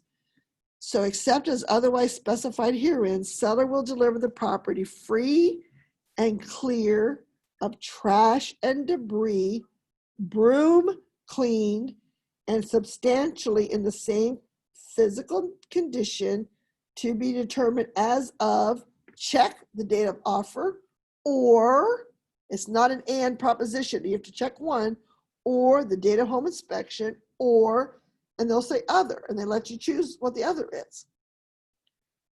So again, if you're doing a home inspection, that is the most definitive date of what the house is like, because that's the date that you're doing a home inspection. You have so many days to void the contract if you don't like what the home inspector finds. If you're not doing a home inspection, now some people will do a home inspection for avoidance only, which we'll get to on Thursday. But that's still conditional. That's still a contingency, okay? It can be. So seller will have all the utilities and service through the settlement or as otherwise agreed. Buyer and seller will not hold broker liable for any breach of this paragraph. So if you're a listing agent representing a seller, even when it comes to REOs, years ago we would do a lot of those with some of the teams that we worked with. They would pay for the utilities to remain on during the listing so that the contract proceeded quickly. A lot of REOs would turn off the utilities. So you're looking at a house, it's dark. They'll turn them on for the home inspection only and turn them back off or what have you, because they don't want to pay the bill. So you've got to be careful knowing that everything's on. If a home is on the market in the wintertime and it's vacant and they may have winterized the house, the listing agent and the seller need to work in tandem to make sure that the plumbing is functional on the date of the home inspection, okay? Buyer acknowledges, subject to the seller's acceptance, that this contract may be contingent upon home inspection and or other inspections to ascertain the physical condition of the property. If buyer desires one or more inspection contingencies, such contingencies must be included in the addendum of this contract. So that could be like well and septic or whatever. So this is strictly home inspection and radon. This contract is contingent upon home inspection, other inspections, see attached addendum, or buyer waives the opportunity to make this contract contingent upon home inspection. So people will say, oh, well, let's just do a home inspection for informational purposes only. Great, but if you click waive here, that means you can't get out on home inspection, okay? You're just saying, I'm gonna do informational purposes only, and no matter what it says, I'm gonna buy it, okay? Great. You know, that's fine if that's what your client wants to do. You just need to understand that they cannot get out on home inspection if they check that box. So what a lot of people would say was, well, we'll do that box to win the deal. And then, and we'll just get out on HOA. Well, what about if you have a great listing agent on the other side who has their clients order those HOA documents, and then the moment that the deal's ratified, the very next email out from that listing agent's portal is the HOA documents, and that home inspection isn't happening until day 4. Well, the buyer's lost those 3 days. So it's a game people can play, but your buyer can lose if you're not playing it right. So be very careful. So when we get to the home inspection addendum on Thursday, hopefully we'll get there Thursday, if not next Tuesday, you'll see the difference between the 2 types of choices there. But be very careful about waiving their opportunities right here, okay? Access to the property. Seller will provide broker, buyer, inspectors representing the buyer, and representatives of lending institutions for appraisal purposes reasonable access to the property to comply with the contract. In addition, buyer and buyer's representatives will have the right to make walkthrough inspections within 7 days prior to settlement and or occupancy, unless otherwise agreed upon by buyer and seller.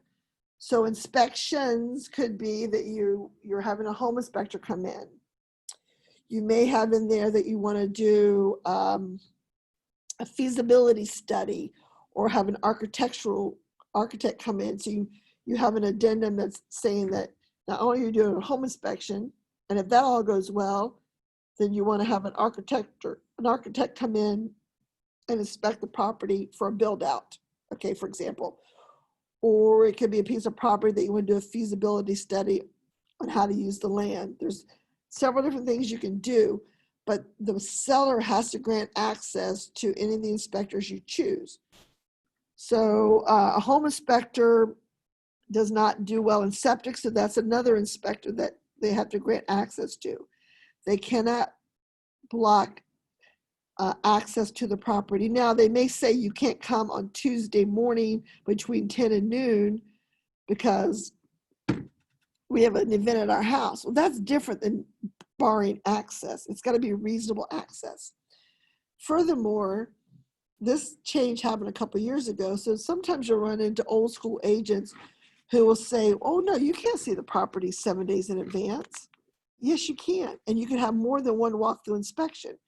So let's say you've done a home inspection and there are issues, okay? So buyer's agent works with listing agent and you find out when the seller's leaving. So that's the best time to look at those issues after the seller's left. But if the seller's not leaving after, but the listing agent tells you that, yes, everything's been fixed on the home inspection, then the buyer has the right to go there and the buyer's representative. So if they want to pay the inspector to come back with them, they can, to walk through that home and make sure that those items have been fixed. Now, on the listing agent side, when a seller fixes certain things that are on the home inspection, they're supposed to use a professional and they should have detailed invoices pertaining to what's been done, and that should be conveyed to the buyer, okay? And then prior to settlement, the day before or the night before, they do their final inspection or the final walkthrough after the seller has vacated the property. And then when you go back up here, it says broom swept, okay? So at the very top, paragraph 10, it doesn't say vacuumed, it doesn't say dusted, it doesn't say windows clean, it doesn't say lawn mowed, okay? It says free of trash and debris, broom cleaned, and a substantially the same physical condition as of the date of inspection, which means if on the date of inspection the dishwasher worked, it should work on the day of walkthrough. Does that mean you can go through the walkthrough and do it in 5 minutes? No, you've got to run the systems and make sure they're still functioning. You're doing a disservice to your buyer if you run in there and walk through the home in 5 minutes. Okay, everything looks good. And then your buyer takes over and they go to do the first load of dishes the next day and the dishwasher doesn't work. Did it work on the day they did the walkthrough? We don't know because you didn't test it. Okay. So you want to run all those systems when you're doing your final walkthrough. You want to make sure that the dishwasher is working, the dryer's working, you don't put a load of clothes in, but you just run the wash machine and stuff. You're not trying to do the buyer's clothes. You just want to run and make sure, you just want to run the systems, check to make sure the air conditioner is cold. If it's heat, make sure the place is heated. Run water, flush the commodes and all that, and make sure that things are functioning. Things can happen overnight. If you've been a homeowner, you know that. You go to bed at night and you wake up and your toilet's not working. You don't know what happened overnight, but something happened. And so that, that can happen. And it often does happen when we're selling property, okay? Again, if a tree falls through the roof on the day of closing, it is the responsibility of the seller until the documents are signed. Okay, excuse me just 1 second. Documents aside, is you a tree? You sign. So your insurance company, their insurance company covers that. And that has happened. About a year ago, one of our agents, a car went through the house on the day of closing. So, that creates a whole nother set of circumstances, right? So even though you might go the night before and do your final walkthrough because the seller's moved out, drive by the house on the day of closing just to make sure it's still standing, okay? Because things do happen. All right. So broom swept. I represented a buyer one day and we went to closing and we pulled up. We had done our pre-inspection earlier in the week, pulled up the day of closing to do our final test all the systems. And in the front yard was a huge pile of trash and items, drywall, carpet, just junk. It was over 6 feet high. And I'm just like, I can't even breathe at this point. I don't know what to say. So I just take a picture and I send it to the listing agent going, hi, can you help me with this and explain it? He goes, oh my gosh, you're already there. My guy's not there. I'm like, no. He says, well, I went to the house last night to check things out and all that was in the attic. So he goes, I pulled it out myself and threw it on the front lawn and I hired a truck to be there this morning at 7, and this is 9 o'clock in the morning, to take all that away. I'm like, okay. So then we go inside the house. And as we walk around the house, there is toilet bowl cleaners, soaps, paint. In the basement, every drawer you opened had hardware, bric-a-brac, and the crawl space was full. Okay, so I had to take pictures of all that and send it to the agent. We contacted the title companies, let them know we're going to be a couple hours delayed until his guy could physically come there and fix everything. And oh, by the way, 2 of the lights, the porch lights, weren't working either when they were working on the day of the home inspection. So is it a simple thing that the light bulb was dead? We don't know. So you don't know. So he had to have his guy go buy a light bulb and change it to make sure that in fact the porch light was working, that it wasn't defective. Okay, so all that can happen. Even though we'd checked the house out ahead of time, and there was things still left in the house when we first checked it out, but the violations they had fixed, and this was a VA loan to boot. So, so again, be very careful with your client. If you're going through a home at home inspection and you see in a shed, in a basement, all this paint, you say to your client, do you want their leftover paint? Because it's hard to get rid of paint, okay? So I always let the listing agent know and the seller know we don't want the paint. Now let them know early on in the deal to get rid of that paint, okay, to get rid of it. We don't want anything left over, you know. We don't want your nasty old toilet bowl cleaners or anything like that. So again, but broom swept does not mean vacuumed. It does not mean dust free. So when you're with your buyer and the fans have an inch of dust on it, it's, oh well, that's not what the contract says. Okay, this is not a military white glove. All right, so buyer acknowledges that except as otherwise specified in the contract, property including electrical, plumbing, existing appliances, heating or air conditioning equipment and fixtures shall convey as is condition as of the date specified above. And that again is why we choose the date of home inspection, because a home inspector is going to check them.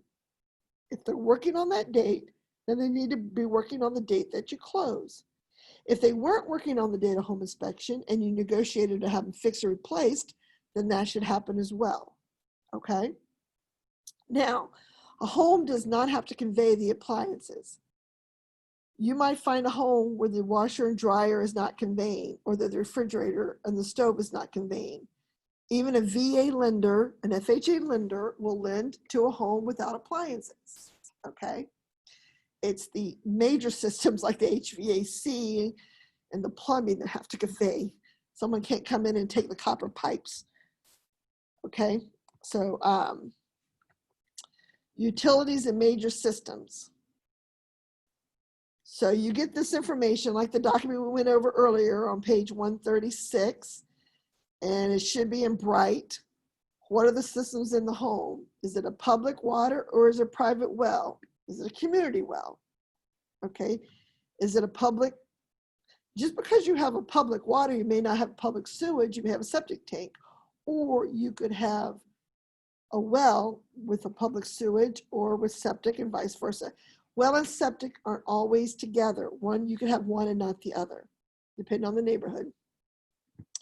And what type is the hot water, air conditioning, and heating? Again, this is provided by the listing agent in the MLS.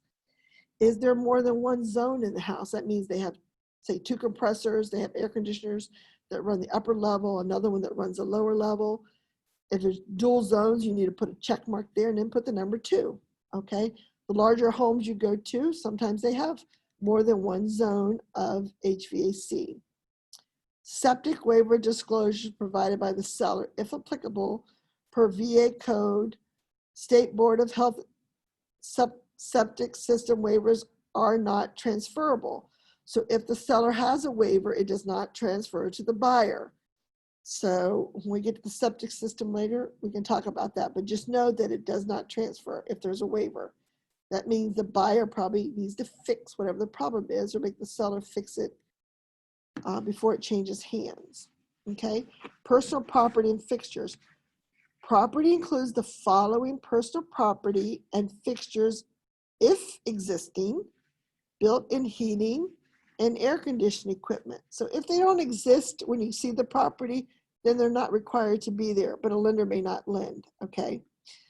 Plumbing and lighting fixtures, sump pump, attic and exhaust fan, storm windows, storm doors, screens, installed wall-to-wall carpeting, window shades, blinds, window treatment hardware, smoke and heat detectors, antennas, exterior trees and shrubs, unless otherwise agreed to in writing, comma, all surface or wall-mounted electronic component devices do not convey. However, all related mounts and brackets and hardware do convey. If more than one of them items convey, then the number is noted. So what that means, if you have a big old TV in your basement theater room and you want to take the big old TV with you, that's great, but the hardware has to stay unless there's an agreement between the 2 parties.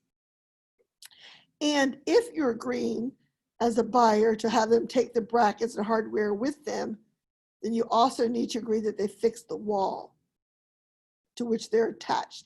And that's why this is in here, because people were, taking their TVs and pulling off their hardware, and they're leaving holes in the wall. And here comes the buyer in with these big, huge Marley bolt holes and stuff in their wall where all this equipment stays. Now, if you're a buyer And if I'm a buyer and I go into a property and I know I'm not going to have a big 80-inch TV on that wall, and I don't want all that hardware, I want them to remove it. I want them to fix the wall. And I would request that in the other section below. Now, they don't have to. They can say, no, we're just going to leave the hardware and you can deal with it later.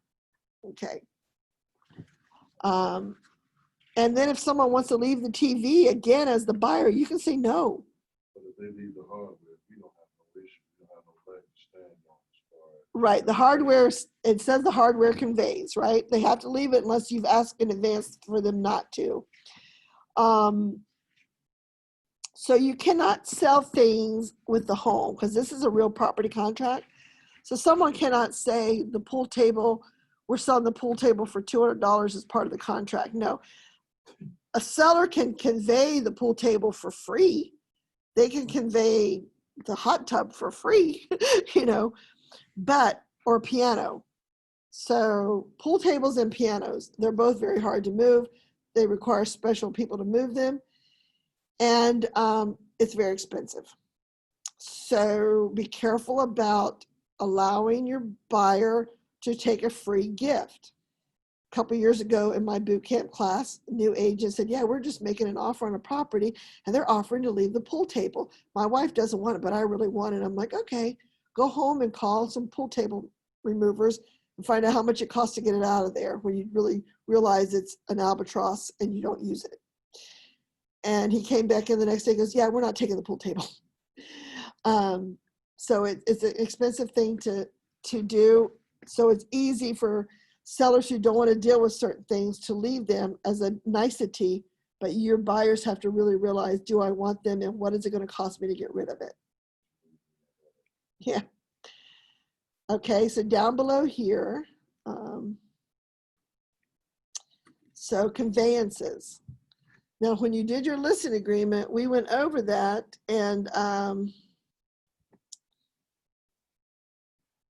so we went over this when we were doing our listing agreement, what conveys. So you as a listing agent has used that page 136, whatever it was, have uploaded this for the buyer's agent to use. So it's clean and neat, okay? Because when you don't do that, this can become a very messy paragraph, okay? Because online in MLS, you don't necessarily have to say there's an alarm system. But I went to the house and I saw there's an ADT box. Now ADT is a lease service, but you leave the box, okay? But does the alarm system convey or not convey? It's not the alarm system service that conveys, it's the actual box, okay? But that's not something an agent may put in the MLS. So by having that sheet filled out, that makes this so much nicer. Now, if you're an agent who does not like you're a buyer who says, I don't want ADT in any way, shape, or form, and you say no, and the seller comes back and says, well, we have ADT, the box is there. You say, yeah, my buyer does not want it. And in the other paragraph here, I might say, please repair the wall with, please repair the wall after removing the ADT box. Now, if I see it just like that, they can put a patch over it, so you got to be very specific how you want them to repair the wall, okay? You want them to close up the hole with drywall and sand and paint the wall to match, okay? So if you're asking an alarm system to be removed and you don't want a hole left in the wall, you have to be specific how you want it, because when you did the walkthrough, there's an ADT box inside a hole, okay? So according to the contract, that hole was already there. It just happened to have a box inside of it. So you're asking the box to be removed. The hole is still there. The hole was always there. It just happened to have a box sitting in it. So if you have a client who says, I don't want the alarm system, then you have to further ask that the hole be repaired, or the seller's going to take the alarm system out and they're going to leave the hole. Or they're going to put a little expandable blank over it if they think, well, we don't want to leave a hole, we're going to put that expandable blank over there. And that's not what the buyer is envisioning happening. Okay, that's why you have to be very detailed on what you want to happen to that. Same with the satellite dish. Someone's had a satellite dish, and since then Comcast or Fios is coming to the neighborhood, and nobody wants that satellite dish. Okay. The buyer has to say, no, I don't want the satellite dish, even though it's on the house. And oh, by the way, I want the roof fixed or the side of the house fixed where you remove all the cabling from. You can't just tell me you don't want it. You have to specify how you want it to be remedied. Okay. I had a listing, well, I had a buyer who bought it and he eventually sold it later, but out in Chantilly, and every imaginable cable and phone company you could imagine had a box outside on this little tiny deck, this little tiny backyard in this in-unit townhouse. Over the years, you know, they've had Cox through there, Comcast was through there, Fios is through there, Dish. So outside, all the different apparatus was still just left hanging there. And when he bought it, we asked that it all get removed and the walls get repaired, okay?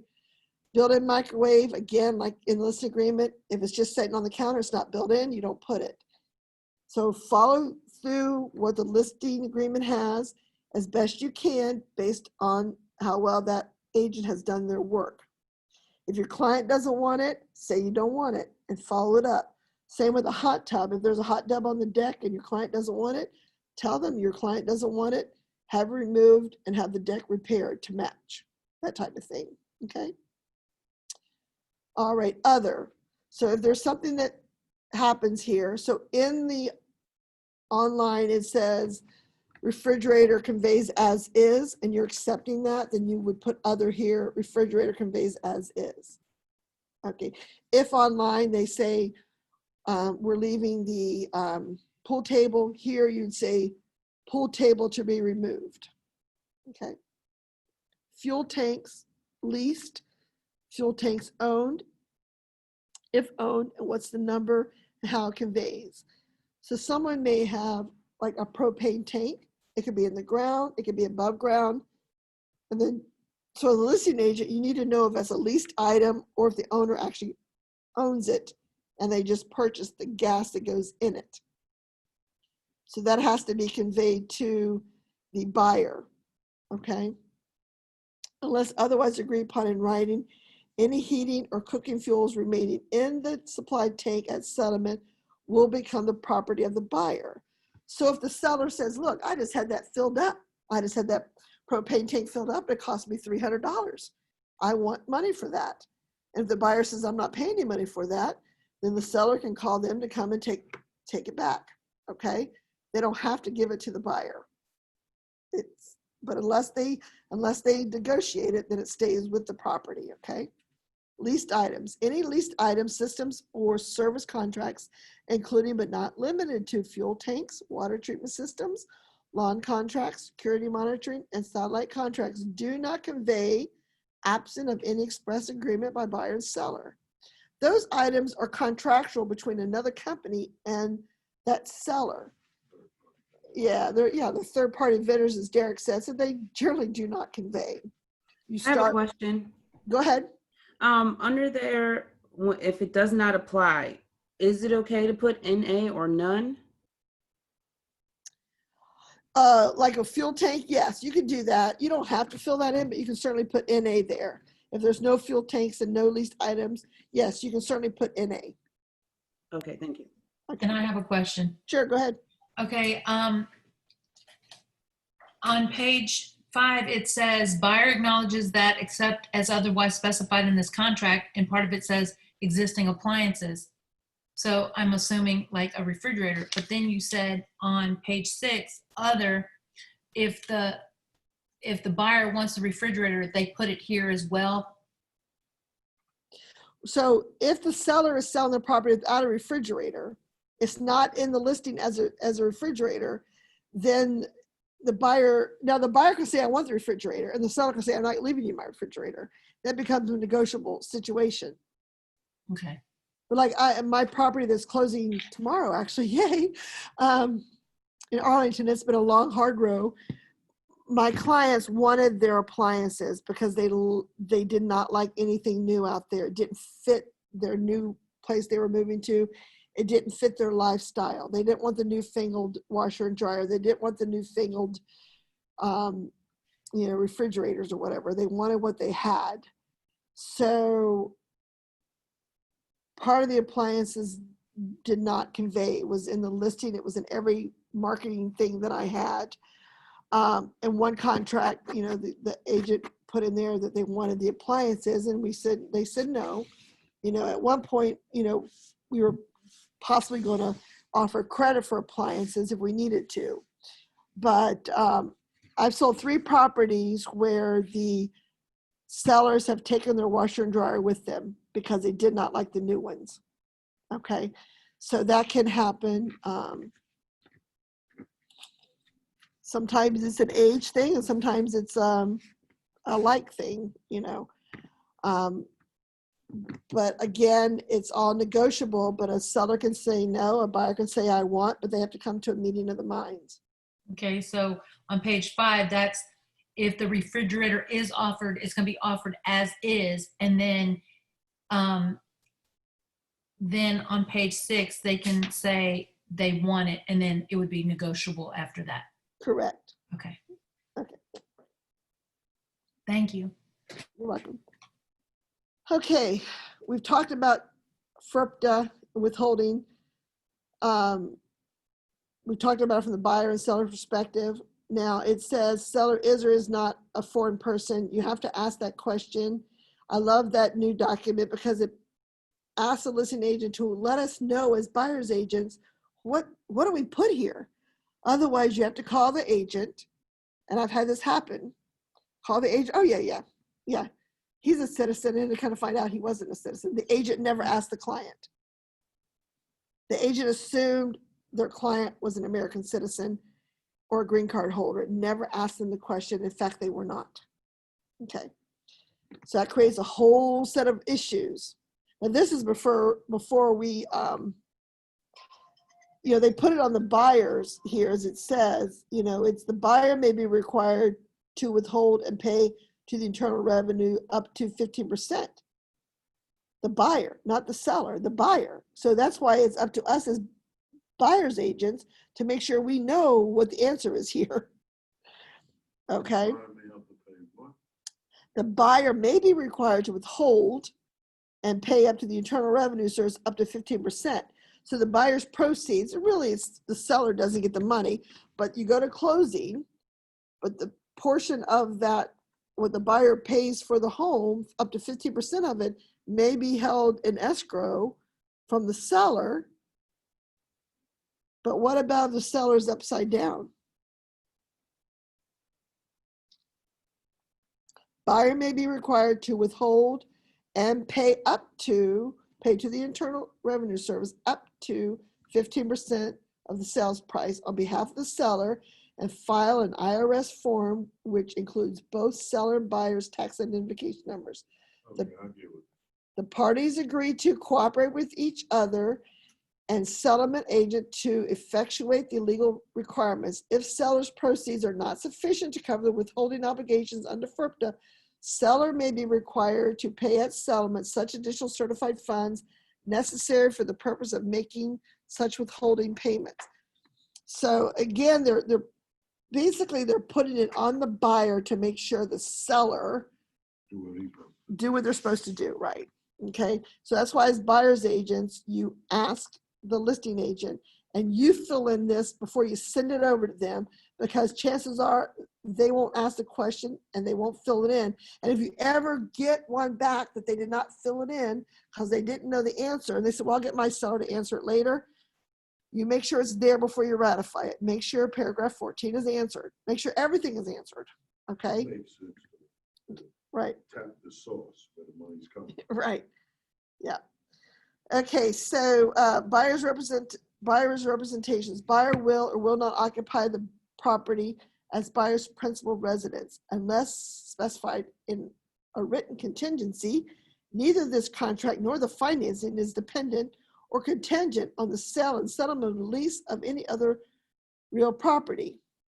Buyer acknowledges that seller is relying upon all of buyer's representations, including without limitation, the accuracy of financial or credit information given to the seller, broker, or the lender by the buyer. So if a lender is lending to someone, and it's not true that you can only have one primary resident. Some people they live here and they live in Florida, or they live here and they live in Arizona. The lender knows that.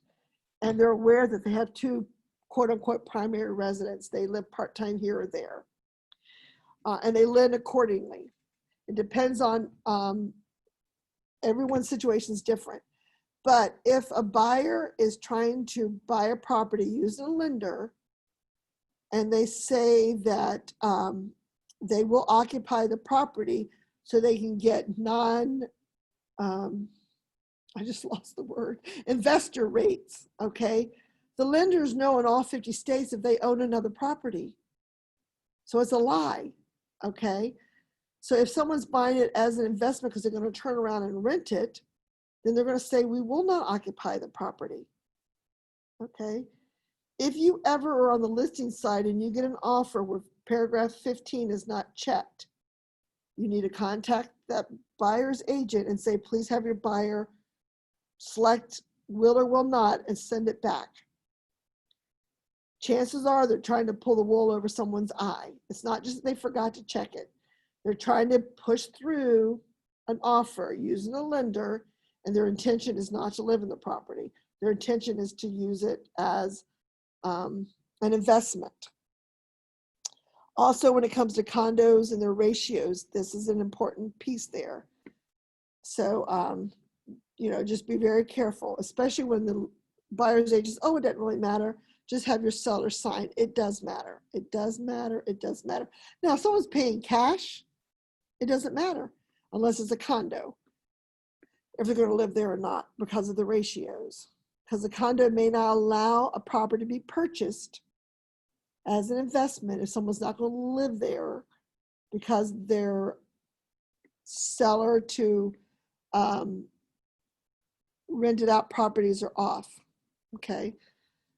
One of my new agents going through boot camp when we first started years ago, in 2014, her second seller went to sell her property, and because they bought it when the market was hot, they were upside down, so they couldn't sell. She had a job offer to move to the West Coast, bump in salary, bump in prestige, and I was like, okay, no big deal. We'll just rent it out. And the condo, nope, you cannot rent it out. So her stepfather came and rented it. He lived there and he rented his unit out because he was a family member. They could accept that because he wasn't renting from her. He just moved himself in, rented his property out, and lived there in her property so she could move to the West Coast. Very strange situation, They were like $50,000 upside down on the property because of how the market had shifted. But there were too many owners in that unit that were renting out that were leasing out. So the condo would not allow anyone else to lease. Smoke detectors. Sellers shall deliver property with smoke detectors installed and functioning in accordance with the laws and regulations of Virginia. So if the Virginia law says every single room needs a smoke detector, then that's better be what it is, But then there's the grandfather clause in there stuff too. So, I let the home inspector tell me what is what, and I move on from there. Target lead-based paint and housing. Seller represents that the residential dwelling of the property were or were not constructed before 1978. We've gone through this already with our listing agreement. But if the dwellings were constructed before 1978, then, unless exempt under the law, the property is considered a targeted housing under the statute, and a copy of the sale disclosure acknowledgement information on the lead-based paint and/or lead-based paint hazard has been attached and made part of the contract as required by law.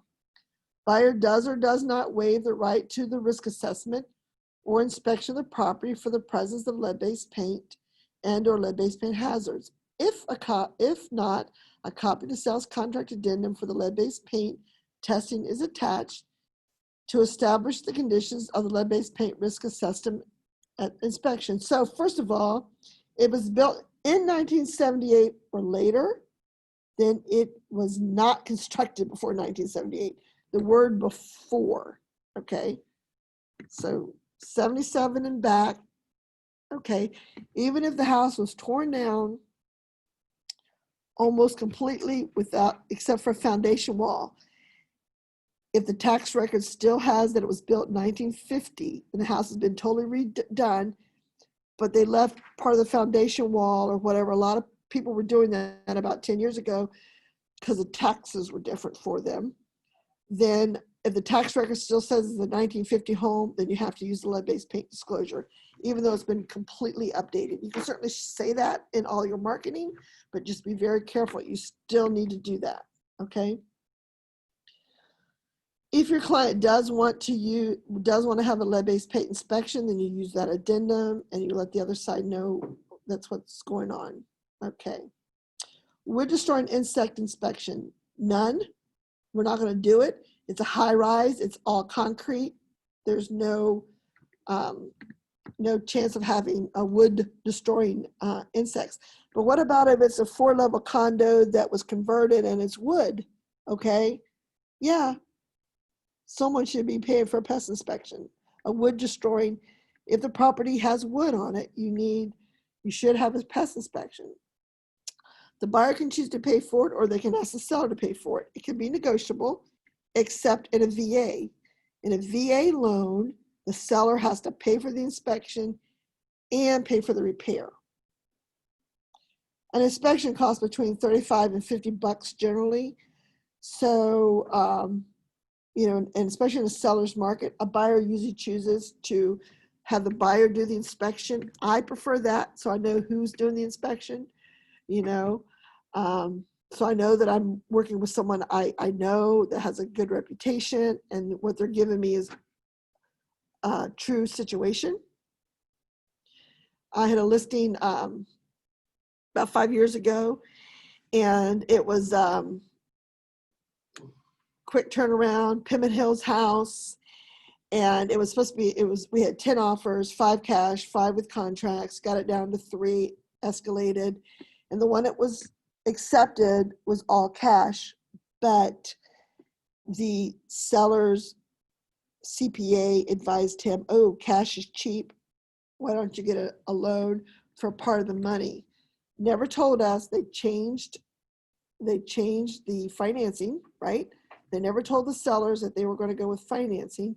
On the day of closing, the agent on the other side, from a company that doesn't do a lot of their own work and hires out to a lot of subs and cuts down on their rates a lot, calls me and says, oh, your client needs to cough up $500 because of the termites. I said, what termites? There's no termites. No one's done an inspection. And so not only have they not contacted me, they knocked on my seller's door, who didn't know any better, and let a pest inspector in. And what they found in the attic, they said was evidence of wood destroying termites. So I called my seller, and he had a tenant in the house, and I called my seller. He says, oh, that was from 1962. I had termites in 1962. It was repaired, and there's a board cisterning the joist, and it was repaired in 1962. I said, okay. Talked to the other agent. I said, well, first of all, you didn't have a lender. My client's not paying at all, nothing. I explained about the repairs in 1962. And I said, we will be at closing in 2 hours as scheduled. And if you and your buyer do not show up and complete closing today, you will be at default. And total default. She started crying and she's like, I only get $500 on each deal. I said, I don't care. If you have to pay that out of your pocket to get that money to go to closing today, that's fine with me. You're not getting a penny from me or a penny from my seller. You were in violation of the contract. enough said, and I politely hung up. And I called her the next day and said, well, that day actually, I said, you're welcome to come over and learn how to be a proper agent, because they were next door to us. That was just my teaching mean self, but stuff like that. So don't, as agents, that's why I teach this class, stuff like that. So you know what the contract says. So in that case, they changed the financing and didn't notify us at all. We did not give them permission to have a lender. We did not give a lender permission to dictate to us how this deal was going, okay? Doesn't mean they can't change it. They just need permission of the seller when they change the financing, okay? Damage or Did they loss. close? Go ahead. Did they close that day? Oh, yeah. Yeah. In fact, I lived next door to them before I sold my property in 2017. So the buyer and I, we got along just fine. But yeah, it was my neighbor that our family grown up next to them all those years. So, but it was an interesting case. Damage or loss. The risk of damage or loss to property by fire, act of God, or any other casualty remains with the seller until the execution and delivery of the deed of conveyance to the buyer at settlement. So in Virginia, we have a wet settlement, so we're not really settled until it goes to the court. However, in Virginia, once the papers are signed and money transfers hands, which means it's on its way to the courthouse, and before the money gets paid out, but it's on the way to court, it's considered done. Okay, so if I bought the house today and tonight a tree falls through, the buyer's responsible. Okay. The title report and survey, if required, will be ordered promptly, and if not available on the settlement date, what time is it? We got 15 minutes. Let's see. Yeah, we'll finish up this page. So the title report and survey, if required, will be ordered promptly, and if not available on the settlement date, then settlement may be delayed up to 10 business days to obtain the title report and survey, after which this contract, at the option of the seller, may be terminated and the deposit will be refunded in full to the buyer according to the terms of the deposit paragraph. Fee simple title to the property and everything that conveys with it will be sold free of liens except for any loans assumed by buyer. So if the seller cannot convey because something's on the title that the seller has and they can't get it cleared up on the day of settlement, there's an automatic 10 days. After that, the buyer can get out or they can agree to extend settlement. Okay, by mutual agreement, they can extend settlement. Otherwise, the buyer has a right to walk away and get their earnest money back. Seller will convey title, which is good and marketable and insurable by a licensed title insurance company with no additional risk premiums. In case action is required to perfect the title, which means getting something fixed, cured, paid up, such action must be taken promptly by seller at the seller's expense. Title may be subject to commonly acceptable easements, covenants, conditions, and restrictions of record, if any, as of the date of settlement. If title is not good and marketable and insurable by a licensed title insurance company with no additional premium risks on settlement date, buyer may, at the buyer's option, either declare the contract void in writing, pursue all legal and equitable remedies to try to get it corrected because they want to keep the property. Nothing herein shall prohibit the parties from mutually agreeing to extend settlement date under the terms acceptable by both parties. So if the seller is earnestly trying to figure something out, like I told you guys about the person who knew they had a $90,000 personal loan, which they still owed $60,000 on as a seller, until they paid that bill off, we could not close on that property. Okay, because there's a lien on the property and the lender is not going to allow the buyer to purchase a property with a lien on it, and nor will the title company insure the property. Okay. Seller will convey property by general warranty deed with English covenants of the title deed. The manner of taking title may be significant legal and tax may have significant legal and tax consequences. Buyers advised to seek the appropriate professional advice concerning the manner of taking title.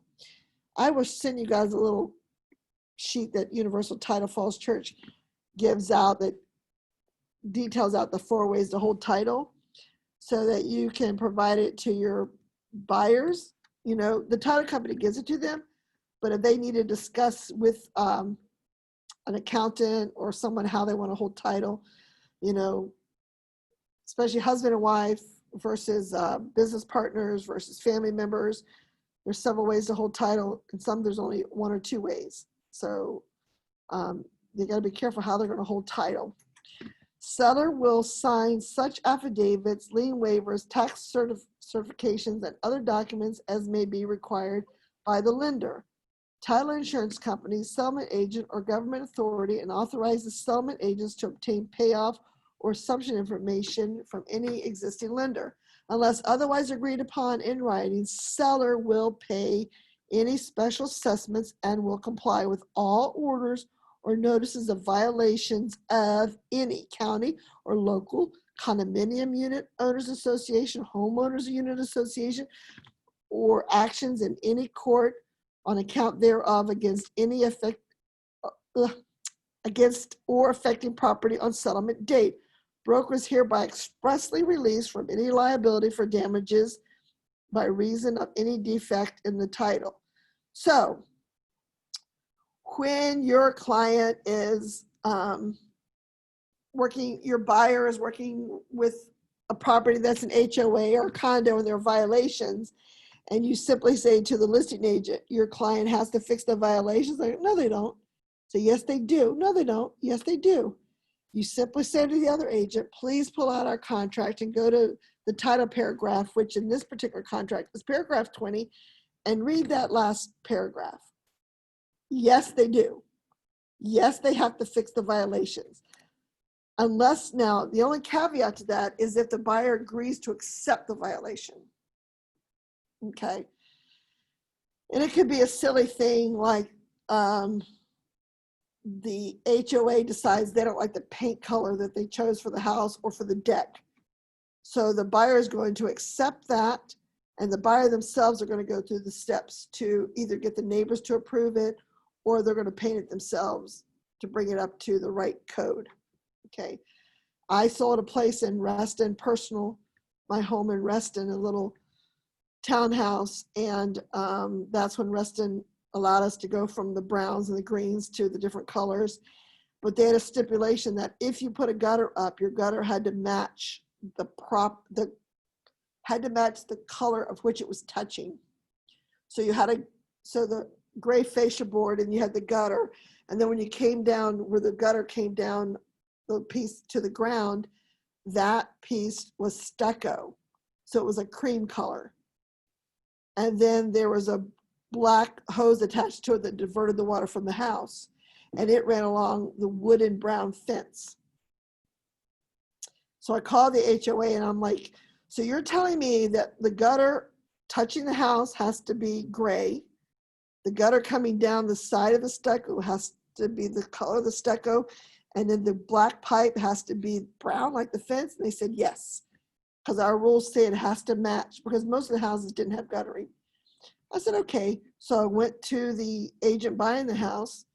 He was a KW agent buying it for an investment. And I said, do you want the gutter looking like it is now, or do you want me to make it look like a zebra? Because I'll do it.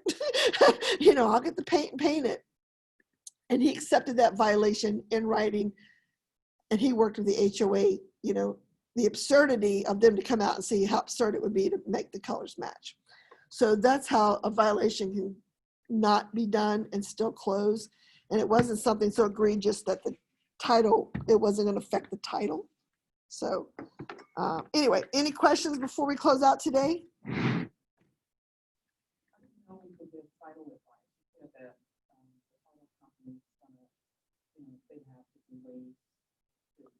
We don't give title advice. I'm going to share with you guys what the title company gives us on 4 ways to hold property. And I just give it to my clients to read at their leisure when I'm first meeting with them as buyers. Especially, so when a couple's married, they can hold title a certain way.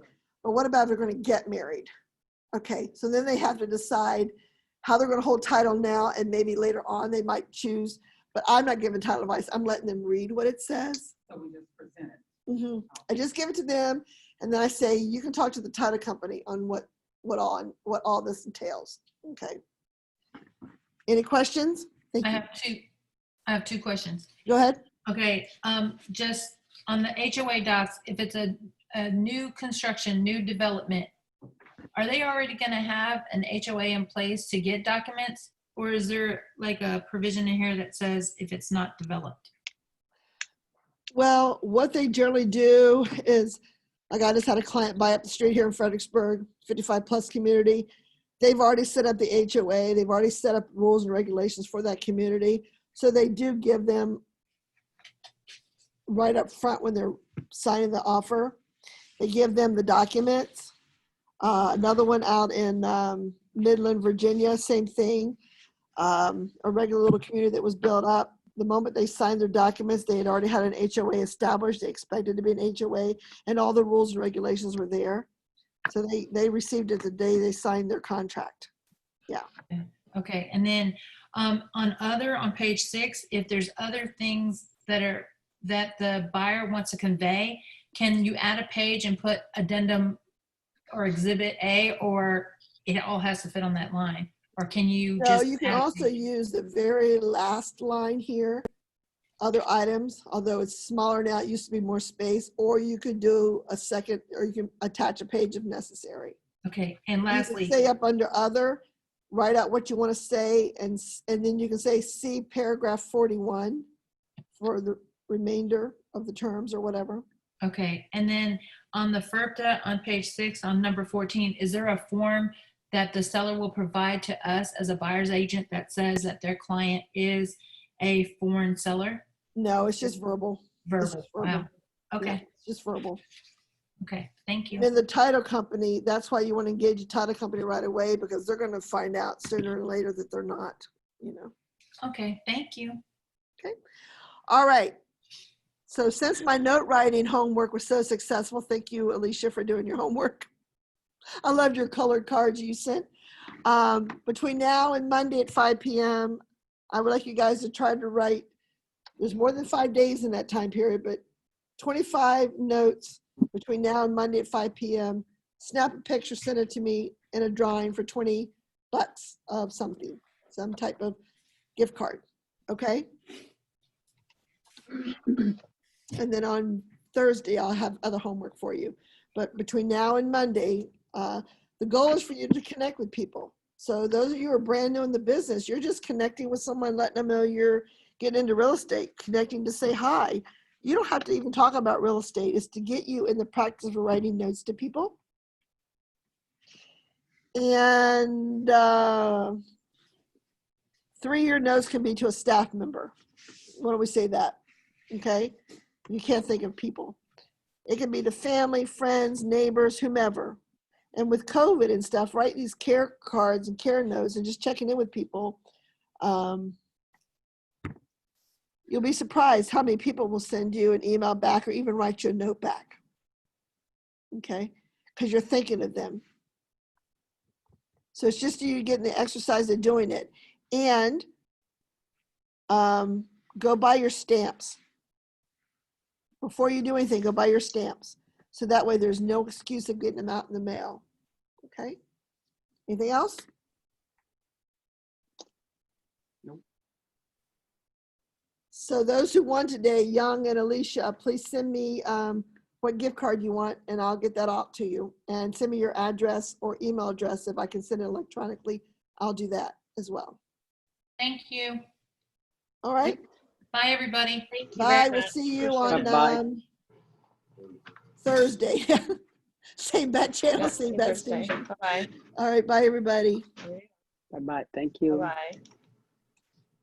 Okay.